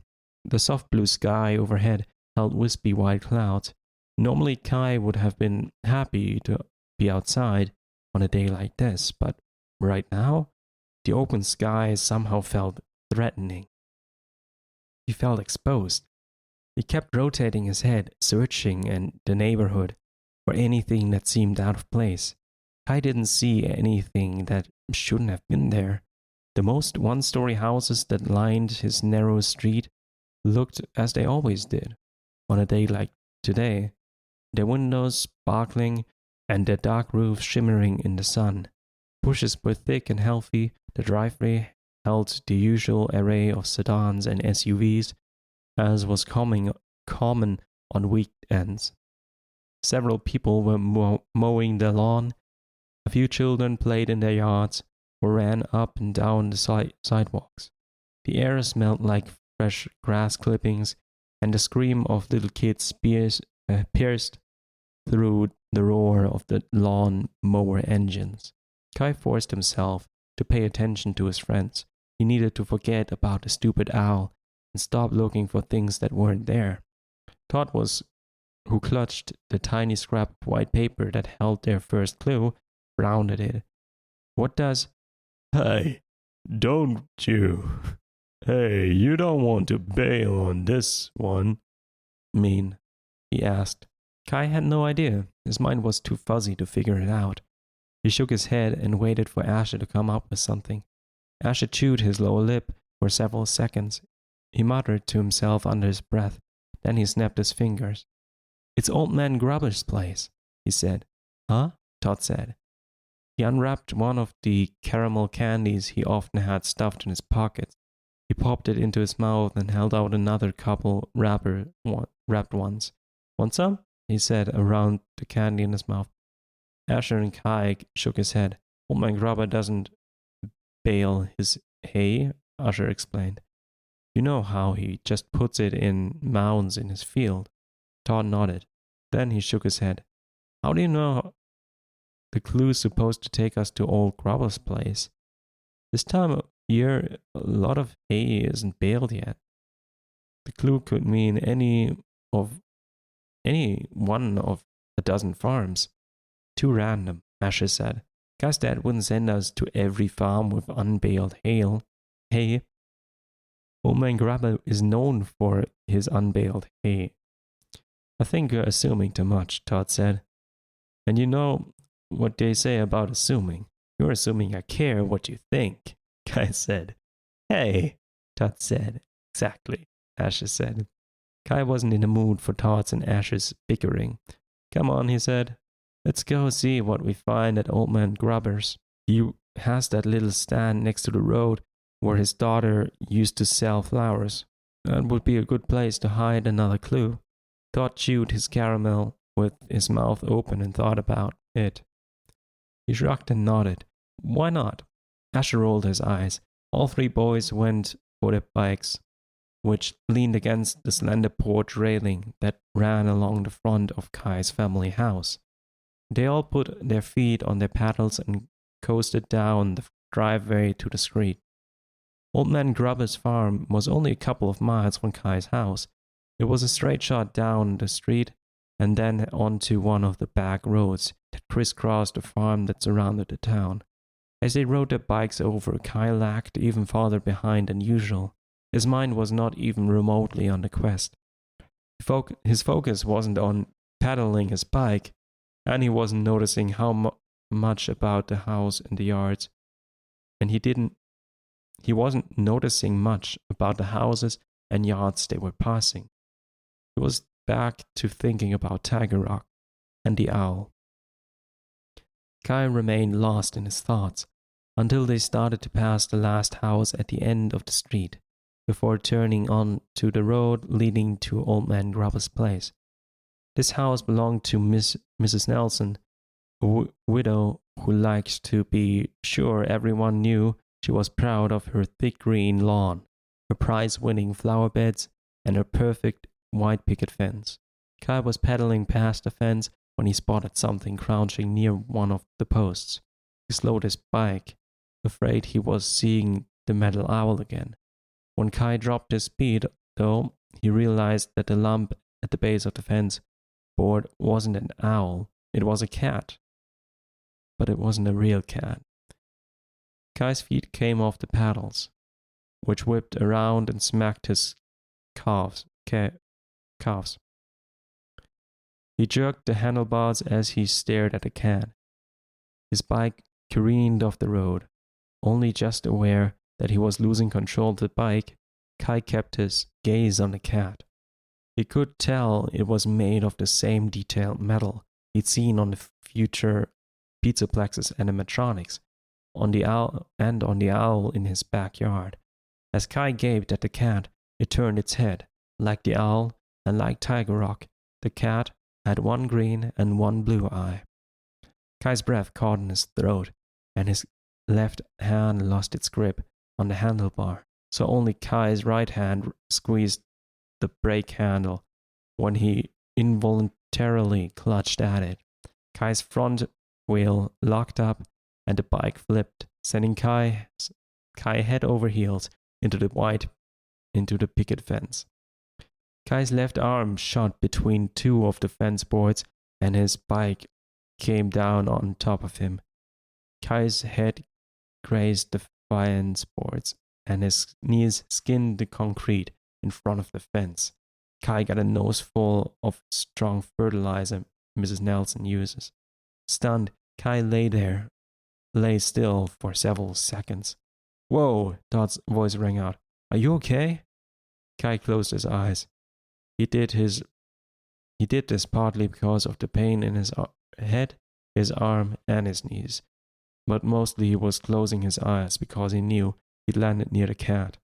He didn't want to see it. Kai heard the sound of bike wheels speeding over concrete. When he heard the squeak of Todd's brake, after that came the clatter of bikes hitting the ground. Kai opened his eyes as his friends reached him. Todd leaned over and grabbed Kai's right hand. He tried to hoist Kai up from the ground. A sharp pain shot through Kai's arm and he cried out. The pain worsened as Todd tried even harder to lever Kai up from the ground. Ow! Kai screeched. Todd kept pulling. Stop, Kai yelled. Stop, it hurts. Sorry, Todd said, panting. He dropped Kai's right hand. His arm stuck between the fence boards, Ashes said, told Todd as he shifted Kai's bike away from him. You need to work his arm free carefully. Todd dropped to his knees next to Kai's strapped arm. Kai felt the bike's weight come off his body, and before Todd could help, Kai turned so he could pull his own arm out from between the boards. Kai's right shoulder was still sore from the wrenching it had gotten the night before. Now Kai's left arm was screaming as loud as his right arm had when it had gotten caught in the window. Ow, Kai said again. He gingerly rotated his arm and rubbed his shoulder. What happened? Todd said.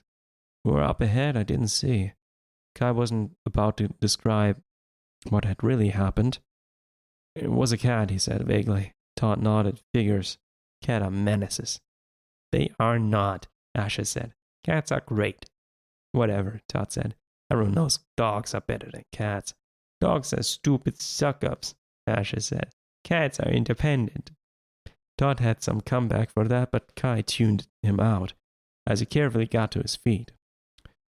His friends continued their cat versus dog argument, one that Kai had heard many times before. Todd had a dachshund, and Asher's family had 2 cats. Kai ignored them and bent over to check his bike. It seemed to be okay. I'm going to head back home, Kai said, interrupting Todd's rant. Asher looked at Kai. Yeah, it's a good idea. You get a bump on your head there, and your knees are bleeding. Asher started to turn his bike to go with Kai. Kai shook his head. You guys don't need to come back with me, Kai said. Go ahead and finish the quest.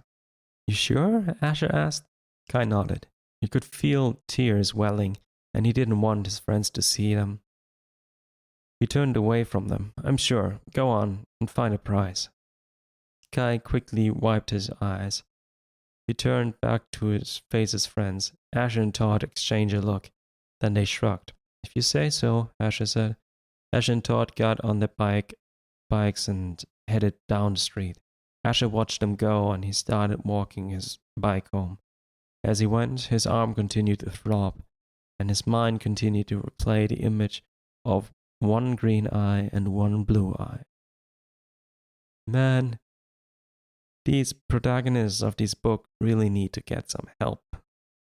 Seriously. Like, weird things are happening, but, I'm not gonna say anything. They're gonna think I'm weird. One Monday, just before noon, Kai and his friends got out of English class and set off to go to get their lunch. Kai wasn't really hungry, but he was happy to be out of the classroom. The crowded room with its desks and crammed too close together had felt like it was pressing in around him during the whole class. He tried to ignore that feeling, so instead he'd spent most of English class thinking about Tiger Rock and the metal owl and cat. Now that class was over, he realized he really had no memory of anything his teacher said. He figured Todd could fill him in later. Todd was used to telling Kai that he'd missed when Kai's mind wandered off. Now Kai and his friends were being bumped along by a crowd of kids all trying to get to the cafeteria to be first in line. Kai was still lost in his thoughts. He was wondering if there was some ritual that he could find, something that could get the visions he was having, because they had to be visions, out of his system. Although consumed by his mental chatter, Kai could hear Todd and Asher talking as the 3 boys approached the top of the escalator, heading to the main floor of the old brick building. Yet again, his friends were arguing. It's not a stupid assignment, Asher said, just before they stepped onto the escalator. Yes, it is, Todd said. Write a story about a food that comes to life. What could be stupider than that? I think it's clever. I liked Sausage Party, Asher said. It's like those commercials where they give candy personalities and stuff. I'm going to write about corn. Oh, interesting. I think corn could have a great adventure. That's corny, Todd said. He snorted out a laugh so loud that several kids below them on the escalator turned around and gave him a look. He was, as usual, oblivious. Kai stepped onto the escalator first, and so he was looking over the top of his friends' heads as they rode downwards. Trying to ignore the continued squabble, he gazed out in front of them, expecting to see the huge pane-arched window that dominated the front wall of the school. When Kai focused on the window's front wall, he did see the big window, but he also saw something else. Below the window, a new white clock had been installed, with one green ticker and one blue hour handle, or whatever they're called. A new white clock had been installed. Kai frowned and focused on it. The white clock had a face. Not just a clock face, but an actual face. The clock had 2 eyes, a round black nose, and a wide, toothy smile. It appeared to be made of metal. The face was outlined in black. The eyes were designed to look like they were closed. They were mechanically dropped lids under feathery black lashes. When did I put that up? Kai asked himself. Why don't you ask someone else so they see it? Because so far no one's seen what you're seeing. That's like a foolproof way to see if those are visions or not. Come on, Kai. I guess he's an 11-year-old. Maybe that's...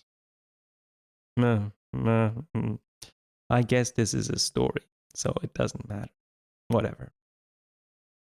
The escalator brought Kai closer and closer to the clock, but because he was going down, he had to tilt his head back to keep his gaze on it.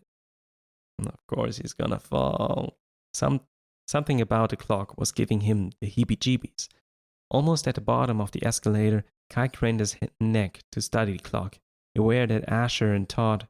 He's not gonna get stuck in the escalator, is he? Oh, no. Aware that Asher and Todd were stepping off the escalator, Kai prepared to follow them. And that's when the clock opened its eyes. By now, Kai shouldn't have been thrown off by the side of one green and one blue eye, but he was. So much so that his legs went out from under him, and he stumbled. As soon as Kai stumbled, the escalator stairs' teeth gripped the hem of his baggy pants. Kai's left pants leg was abruptly snatched up. His leg was jolted backwards so violently that he fell forward, landing on his stomach flat. Kai hit his chin on the metal grating at the bottom of the escalator. For 3 long seconds, the escalator dragged Kai's leg away from him, as if the escalator and his legs were a wishbone and someone was trying to snap the V of the wishbone apart. Kai's groin, left hip joint, caught fire. It felt like his legs were being torn away from him. He could feel the escalator pulling and pulling and pulling, and then the pulling stopped. The muscles in Kai's hip and groin were still screaming, but at least the strain was not now static, not increasing. Kai became aware of shouting, and he felt hands closing over his ankle. Get me something to cut his pants, a man's voice called out. Kai blinked and looked around. He saw his tall, burly history teacher, Mr. Harris, squatting next to him. Mr. Harris was bent over. Kai had a close-up view of Mr. Harris' curly brown hair. Beyond Mr. Harris, several kids were staring down at Kai. Way to go, klutz, a boy called out. It was Ron, one of the big kids, who liked to make fun of Kai's frizzy hair. That's enough, Mr. Harris snapped. Ron shut up, but Kai could hear the kids' murmured comments. "Don't get yourself stuck on stairs," one girl said. Kai felt the pressure on his leg. Let go. There, Mr. Harris said. Wait a second, Kai thought. Stairs? Kai felt Mr. Harris' warm finger on the skin of his shin, above his sock. Kai pressed his lips together because the skin was tender, felt burnt. Kai looked past Mr. Harris, expecting to see the escalator's metal stairs. He blinked and rubbed his eyes. There was no escalator. What? Kai had fallen off the last 2 steps of a wooden staircase. The same wooden staircase he'd gone up and down hundreds of times. Kai frowned and looked at the last step of the staircase. It looked like one of the stairs threads boards had come loose. Apparently, Kai's pants leg had gotten caught under it. Why had he thought he was on an escalator? It doesn't look like you're injured too badly, Mr. Harris said. But let's get you to the nurse's office, just to make sure. Mr. Harris stood and bent over Kai. Do you think you can stand? Kai nodded. His groin and hip were still burning, and his shin was sore. But otherwise, he felt okay, physically, that is. Mentally, he was on the edge of a total freakout. He hoped Mr. Harris couldn't tell that Kai was quivering so much that he had to clench his teeth to stop them from chattering. What was going on? And when would it stop? As soon as Kai got home, he went straight to his room and locked his door. After Mr. Harris had gotten Kai to the infirmary, Kai's parents had been called. His mom, just coming off her graveyard shift at the ER, had arrived within 50 minutes and had a brief discussion with the school nurse. "He'll probably just have a mild groin pull," Kai's mom had said as she'd driven him home.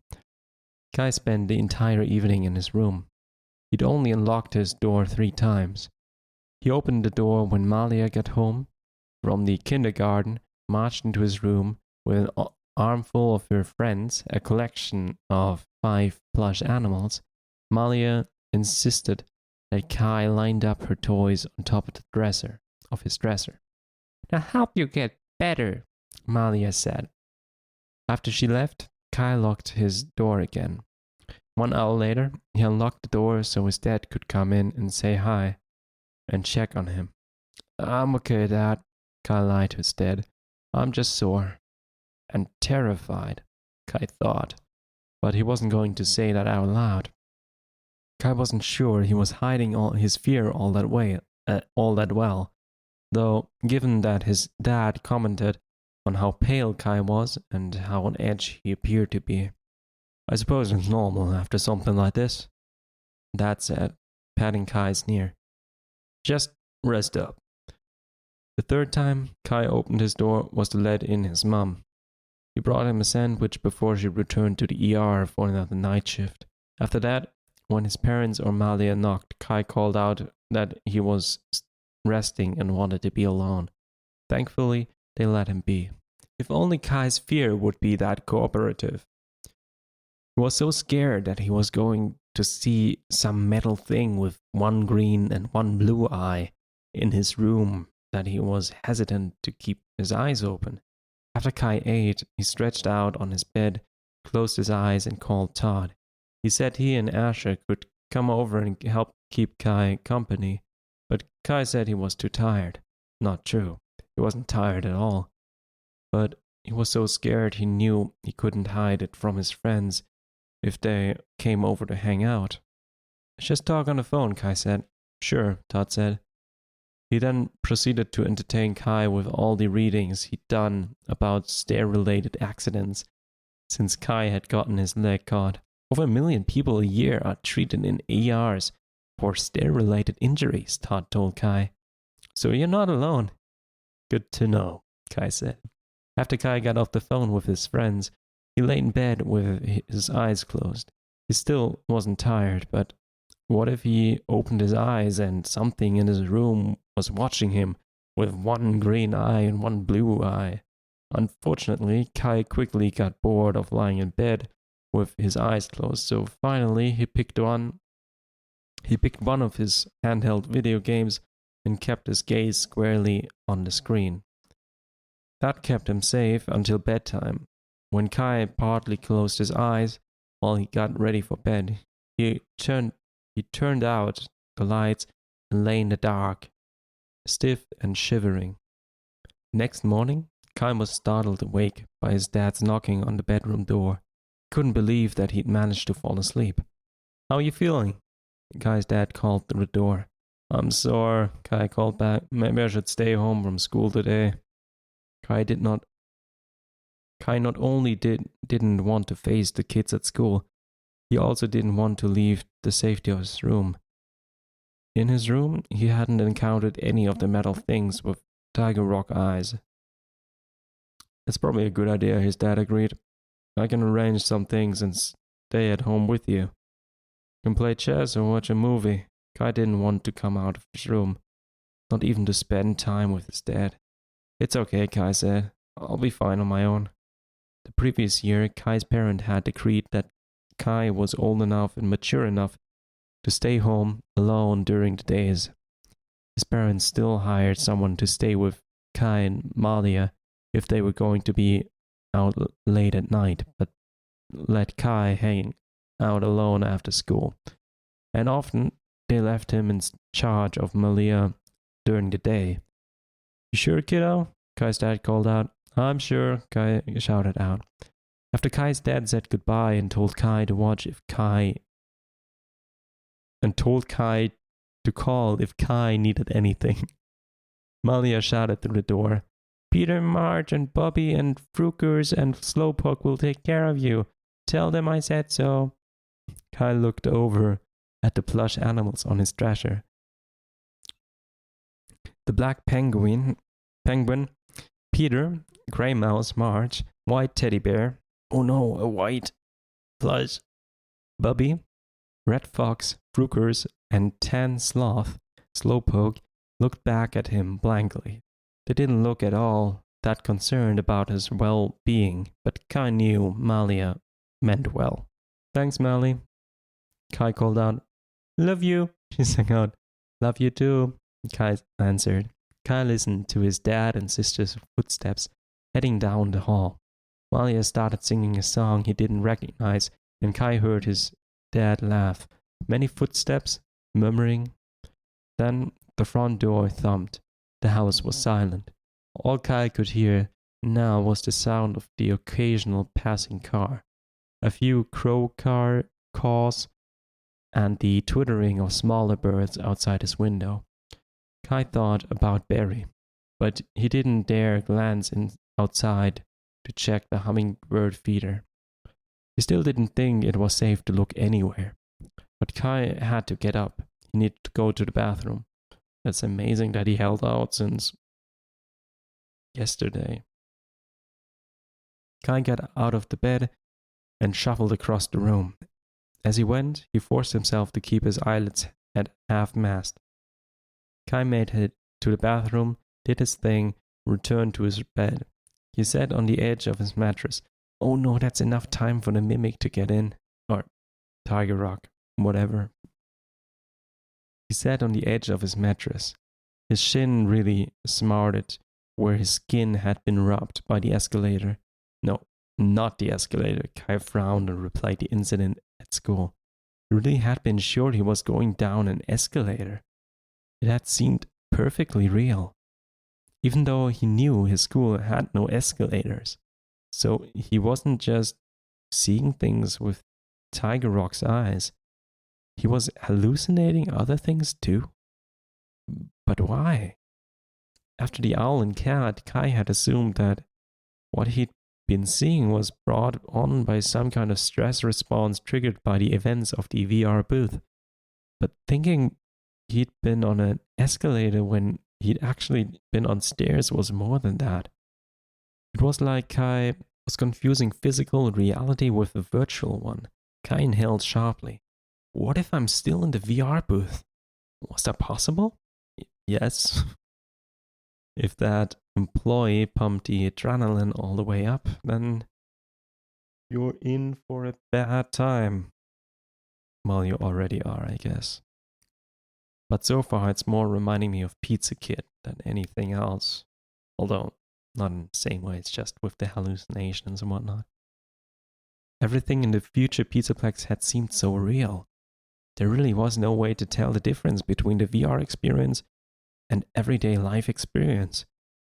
That meant he could still be in the VR booth and not realize it until now. It had to be it, Kai was sure. Was still in the VR booth. No wonder his arms still hurt where Tiger Rock had pulled him. So what now? Well, if Kai was still in the booth, all he had to do was write this out. It had to be over soon. Sure. Some of his experiences were unpleasant, even painful, but VR tech couldn't hurt him physically. Yeah, I guess. Could still kill him though. At the corner of his eye, Kai noticed movement on top of the dresser. He turned his head, and his eyes widened. His heart rate doubled in a nanosecond. Melia's plush toys were moving. At first, Kai thought some kind of vibrations in the house had jostled the toys, but now he could see that they weren't just shifting slightly. They were moving forward with purpose. As Kai looked on in horrified alarm, Melia's plush toys began creeping across the top of the dresser. All 5 animals had their black eyes riveted on Kai. Had their eyes been black before? Kai wondered. It didn't matter. The 5 sets of eyes were glassy black now. They were all aimed at Kai. Kai, frozen by fright and disbelief, wanted to run, screaming from his room, but he couldn't get his feet to move. And where would he go anyway? If Kai was still in the VR booth, nowhere he went would be safe. Besides, these were stuffed animals. What could they do to him? He figured he was better off facing them than going out into the house to encounter some new metal 2-color-eyed menace. Kai remained rooted to his carpet as he watched Melia's furry friends crawl forward. The plush animals had reached the edge of the dresser, and as Kai stared in shock, they each slid down the side of it. When they reached the floor, they continued to advance. Kai's heart battered in his ribcage, and sweat trickled down between his shoulder blades. He kept telling himself the toys couldn't possibly hurt him. Bubby, the bear, reached Kai first. He crawled up to Kai, and then, in a flash of movement, he latched onto Kai's foot. It was too late to run. Bubby had a powerful grip on Kai's foot. The bear was strong.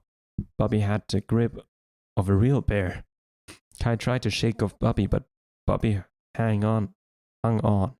Marge the mouse reached Kai's other foot. Marge clamped onto Kai's ankle. Slowpoke the sloth and Frukers the fox started crawling up Kai's leg. This can't be real, Kai thought, and reminded his wake-up trick. Wake myself! Wake myself! Kai yelled. Nothing changed. Kai didn't wake up, because he wasn't in a dream.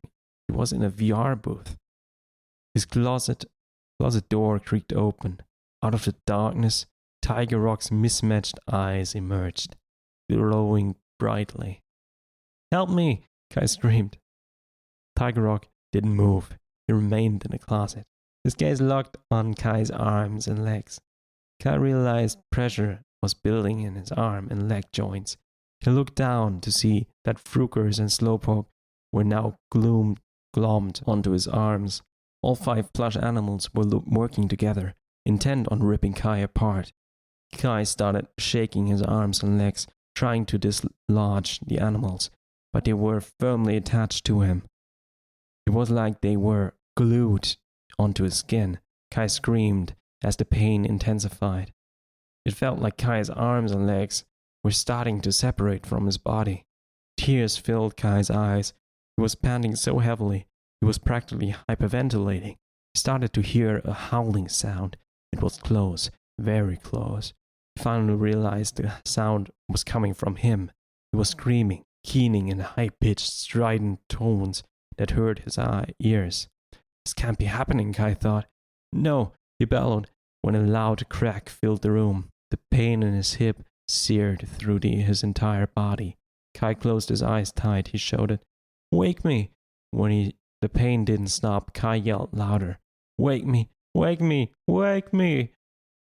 The jagged pangs shooting down his legs eased. The throbbing torment in his shoulders and hips ebbed. Kai opened his eyes and he looked down. Although his joints and limbs attached, they no longer screamed, and the attacking plush animals were gone. So was Kai's room. Anything resembling normal reality was gone too. Kai found himself in a surreal whirlpool of swimming colors and chaotic sound.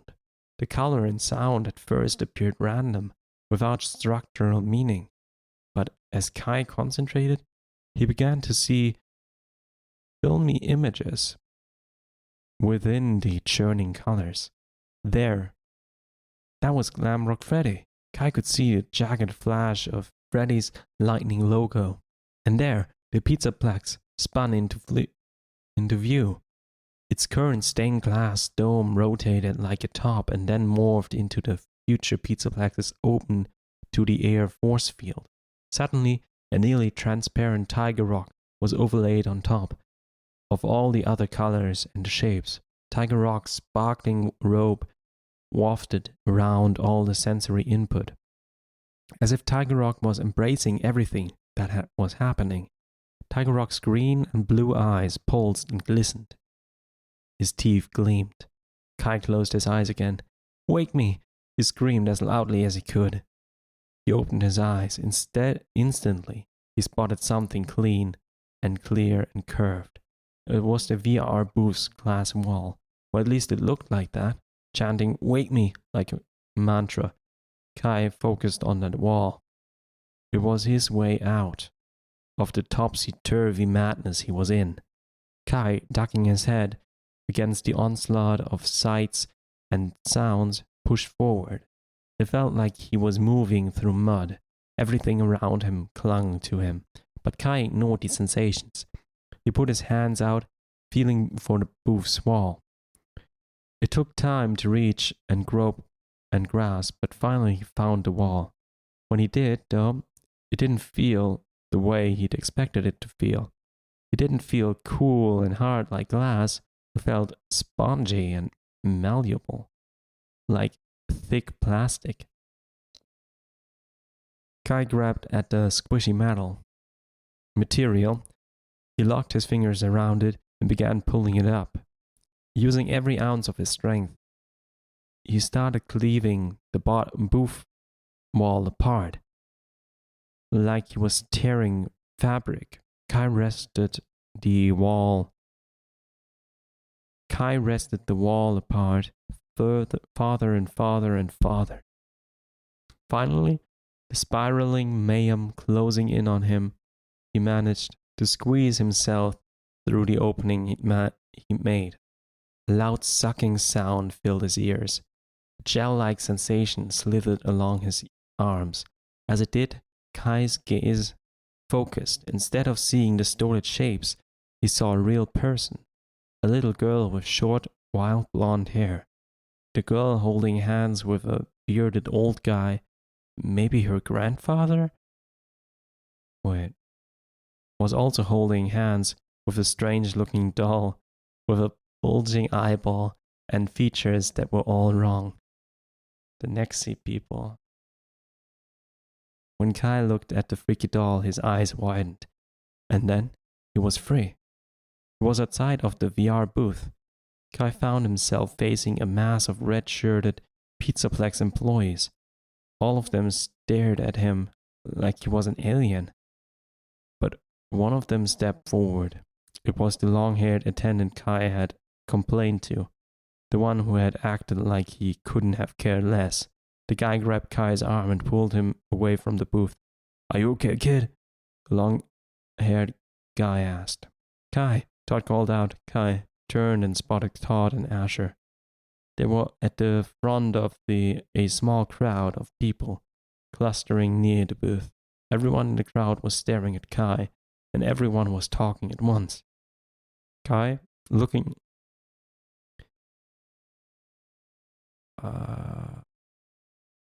I'm just trying to make sense of this right now. So he came out of the booth when what was her name? The girl in Nexi. When she got Nexi and headed home, I guess. They passed the VR booth, I remember that. So I guess this must just be the same timeline here. That's nice. Nice callback. Probably nothing more though. Anyway. Kai took a step towards his friends. He was so relieved to see them that he could have hugged them, but he didn't. Todd and Asher weren't huggers. He'd think a hug was weird, and that would let them know how totally and thoroughly traumatized he was. He's still trying to hide everything, huh? What happened in there? Todd asked when Kai reached him and Asher. What did you see? Kai shook his head. He felt feverish and dizzy.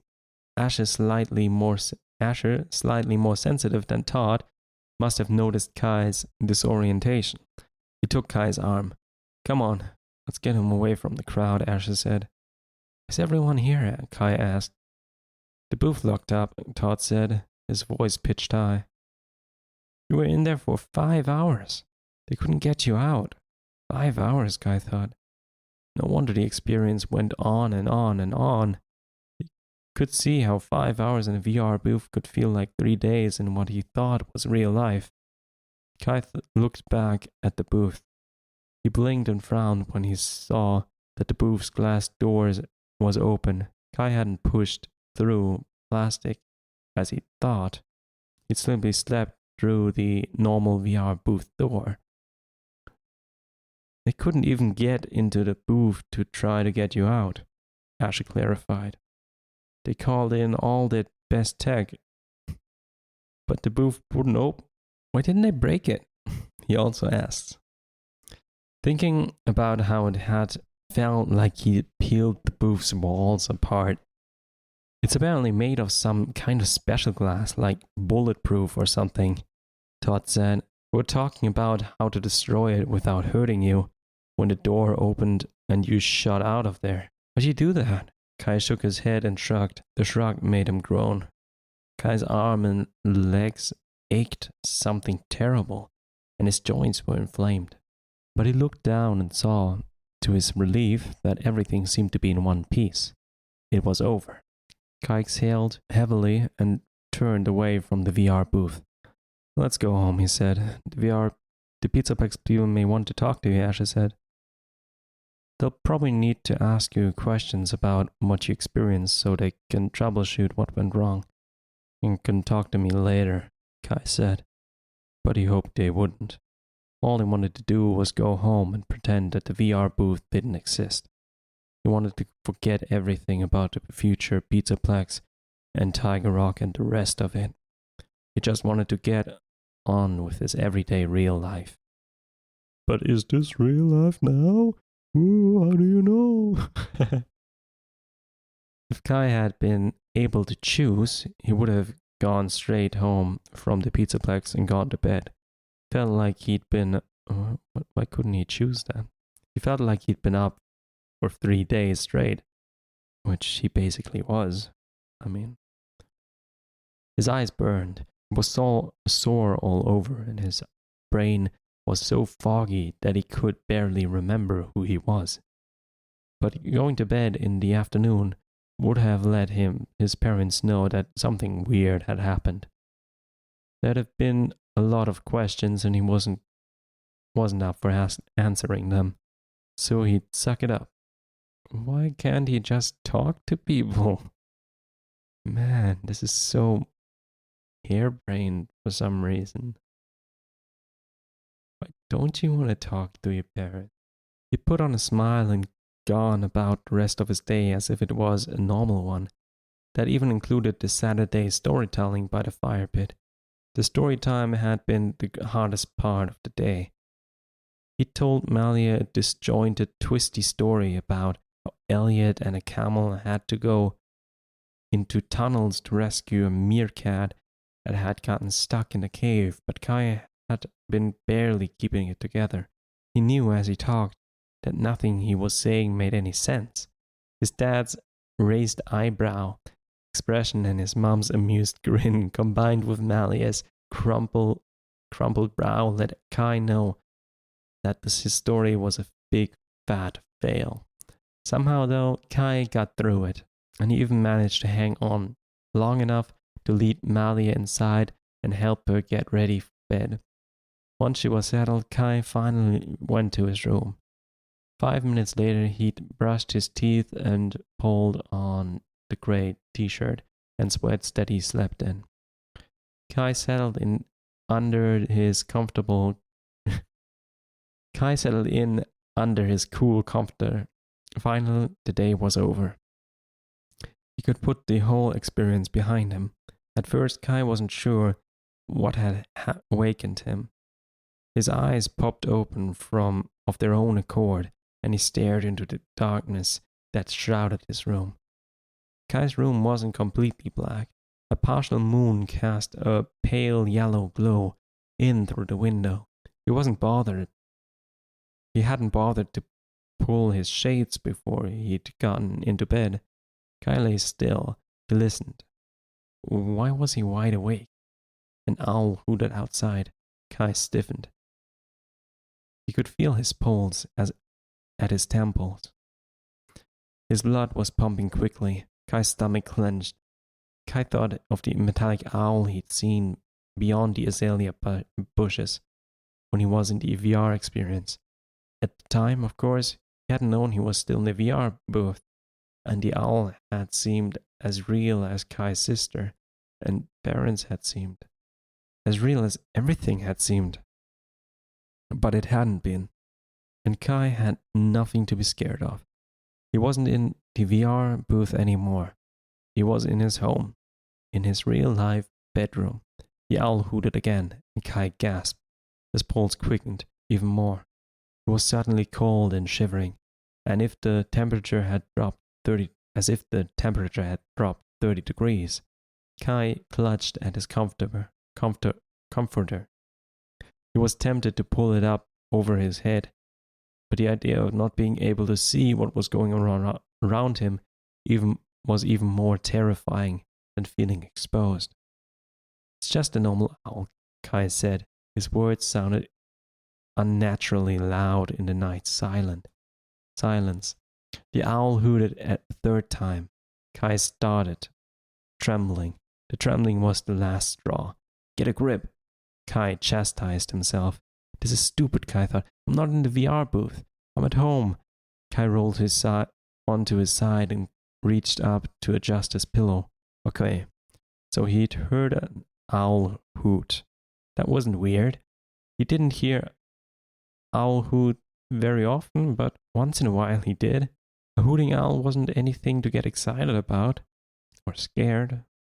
And in the VR experience, the owl he'd seen hadn't even hooted. So there, Kai thought, satisfied that he'd tamped down his fears, closed his eyes, and willed himself to return to sleep. Sleep, however, wouldn't come back. Kai's pulse rate wouldn't settle either. He lay on his side listening to the thup, thup, thup of his pulse pit-patting at his temple. After only a minute or so of that, he couldn't take it anymore. It was like listening to a dripping faucet and feeling the drips on his forehead at the same time. Kai sat up. He exhaled loudly, exacerbated. You're being silly, Kai told himself. Kai wasn't about to let one long VR experience make him mad, not even for one night, so he threw back his comforter and swung his legs out of bed. Kai strode over to his uncovered window. He looked out into the night. The moon's soft radiance pooled in the open space in front of the pines and azaleas. The muted light revealed just what Kai had told himself he'd find. Nothing. The side yard outside his window was as peaceful and empty as it should have been. No, wait. At the edge of the moon's light, something moved in the nearest azalea bush. Kai frowned. Kai was tempted to go back to bed and pretend he hadn't seen anything. Then he shook his head. Nope. He needed to put his fear in its place right here, right now. Kai reached out and opened his window. The cool night air rushed into Kai's bedroom. A gentle breeze rippled the sleeve of Kai's t-shirt. Kai inhaled the air's crisp scent. See, Kai thought, normal. Everything was normal. Whatever was in the azalea bush moved again. Kai squinted, but he couldn't make it out what it was. He sighed. He wasn't going back to sleep if he didn't satisfy himself that whatever was in the bush was something natural, something not the least bit threatening. Kai braced his palms on the windowsill and leaned forward so he could get a better view of the rustling branches. He spotted a small, white owl peering through the azalea's shiny leaves. It was an average, unremarkable, feathered white owl. Kai blew out a long breath of relief. His shoulders relaxed, his pulse slowed. He shook his head and grinned at his silliness. The owl lifted off and flapped its wings. In the middle of the night hush, Kai could hear the whisper of the owl's feathers as they beat the air. The sound was comfortingly ordinary. Kai started to pull his head back into his bedroom, and that's when the night stopped being ordinary. Erupting from beneath the window like a spouting geyser, Tiger Rock shot up into view. His glittery robe spread wide around him like giant owl wings. Kai didn't even have time to react before Tiger Rock reached him. Tiger Rock's sharp clawed paws latched onto Kai's arm, one paw on each forearm. The pressure was harsh and piercing. Kai wanted to scream, but he couldn't. It happened too fast. In one supernaturally strong, heaving motion, Tiger Rock jerked Kai's arm out and away from his body, totally and completely away. With a squeaking wet crack, Kai's arms tore free of their shoulder sockets. Warm wetness coursed down Kai's sides. He buckled under the intensity of this excruciating pain. As Kai's legs went out from under him, he stared into Tiger Rock's glowing green-blue eyes. And just before he lost consciousness, Kai watched Tiger Rock, taking Kai's arms with him, vanish into the night. And that's it for Tiger Rock. That was an odd ending. Gotta say. Wow. Yeah, so the ending doesn't really make any sense, does it? Because it's like Tiger Rock was only an animatronic in the future Pizzaplex. So why would he be in the real world? If we can assume that there is no real Tiger Rock animatronic that could fly, right? Because that's also a point that's like kind of weird.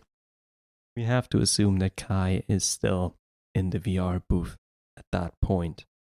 And all the wake up sequence did was just change what the VR booth was showing him.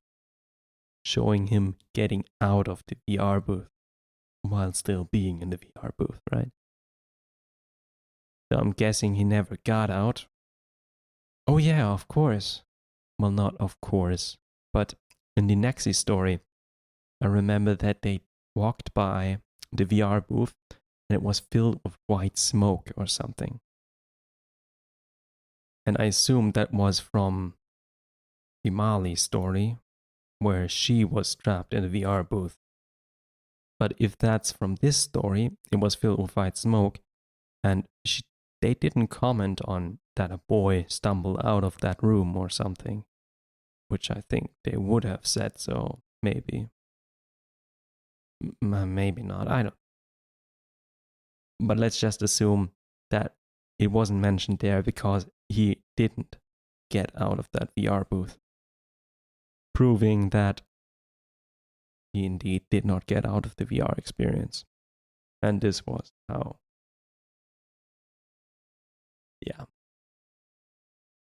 Yeah, I guess that's it. All this really tells us that the VR booth is acting up. Or no, it tells us that everything is acting up after the accident in the baobab tree, right? Well, yeah. So, that was Tiger Rock. And I'll see if I maybe get to reading The Monty Within and the last story as well. In a few days, maybe, if I can find the time. Anyway, I should get to editing so I get this out. Bye.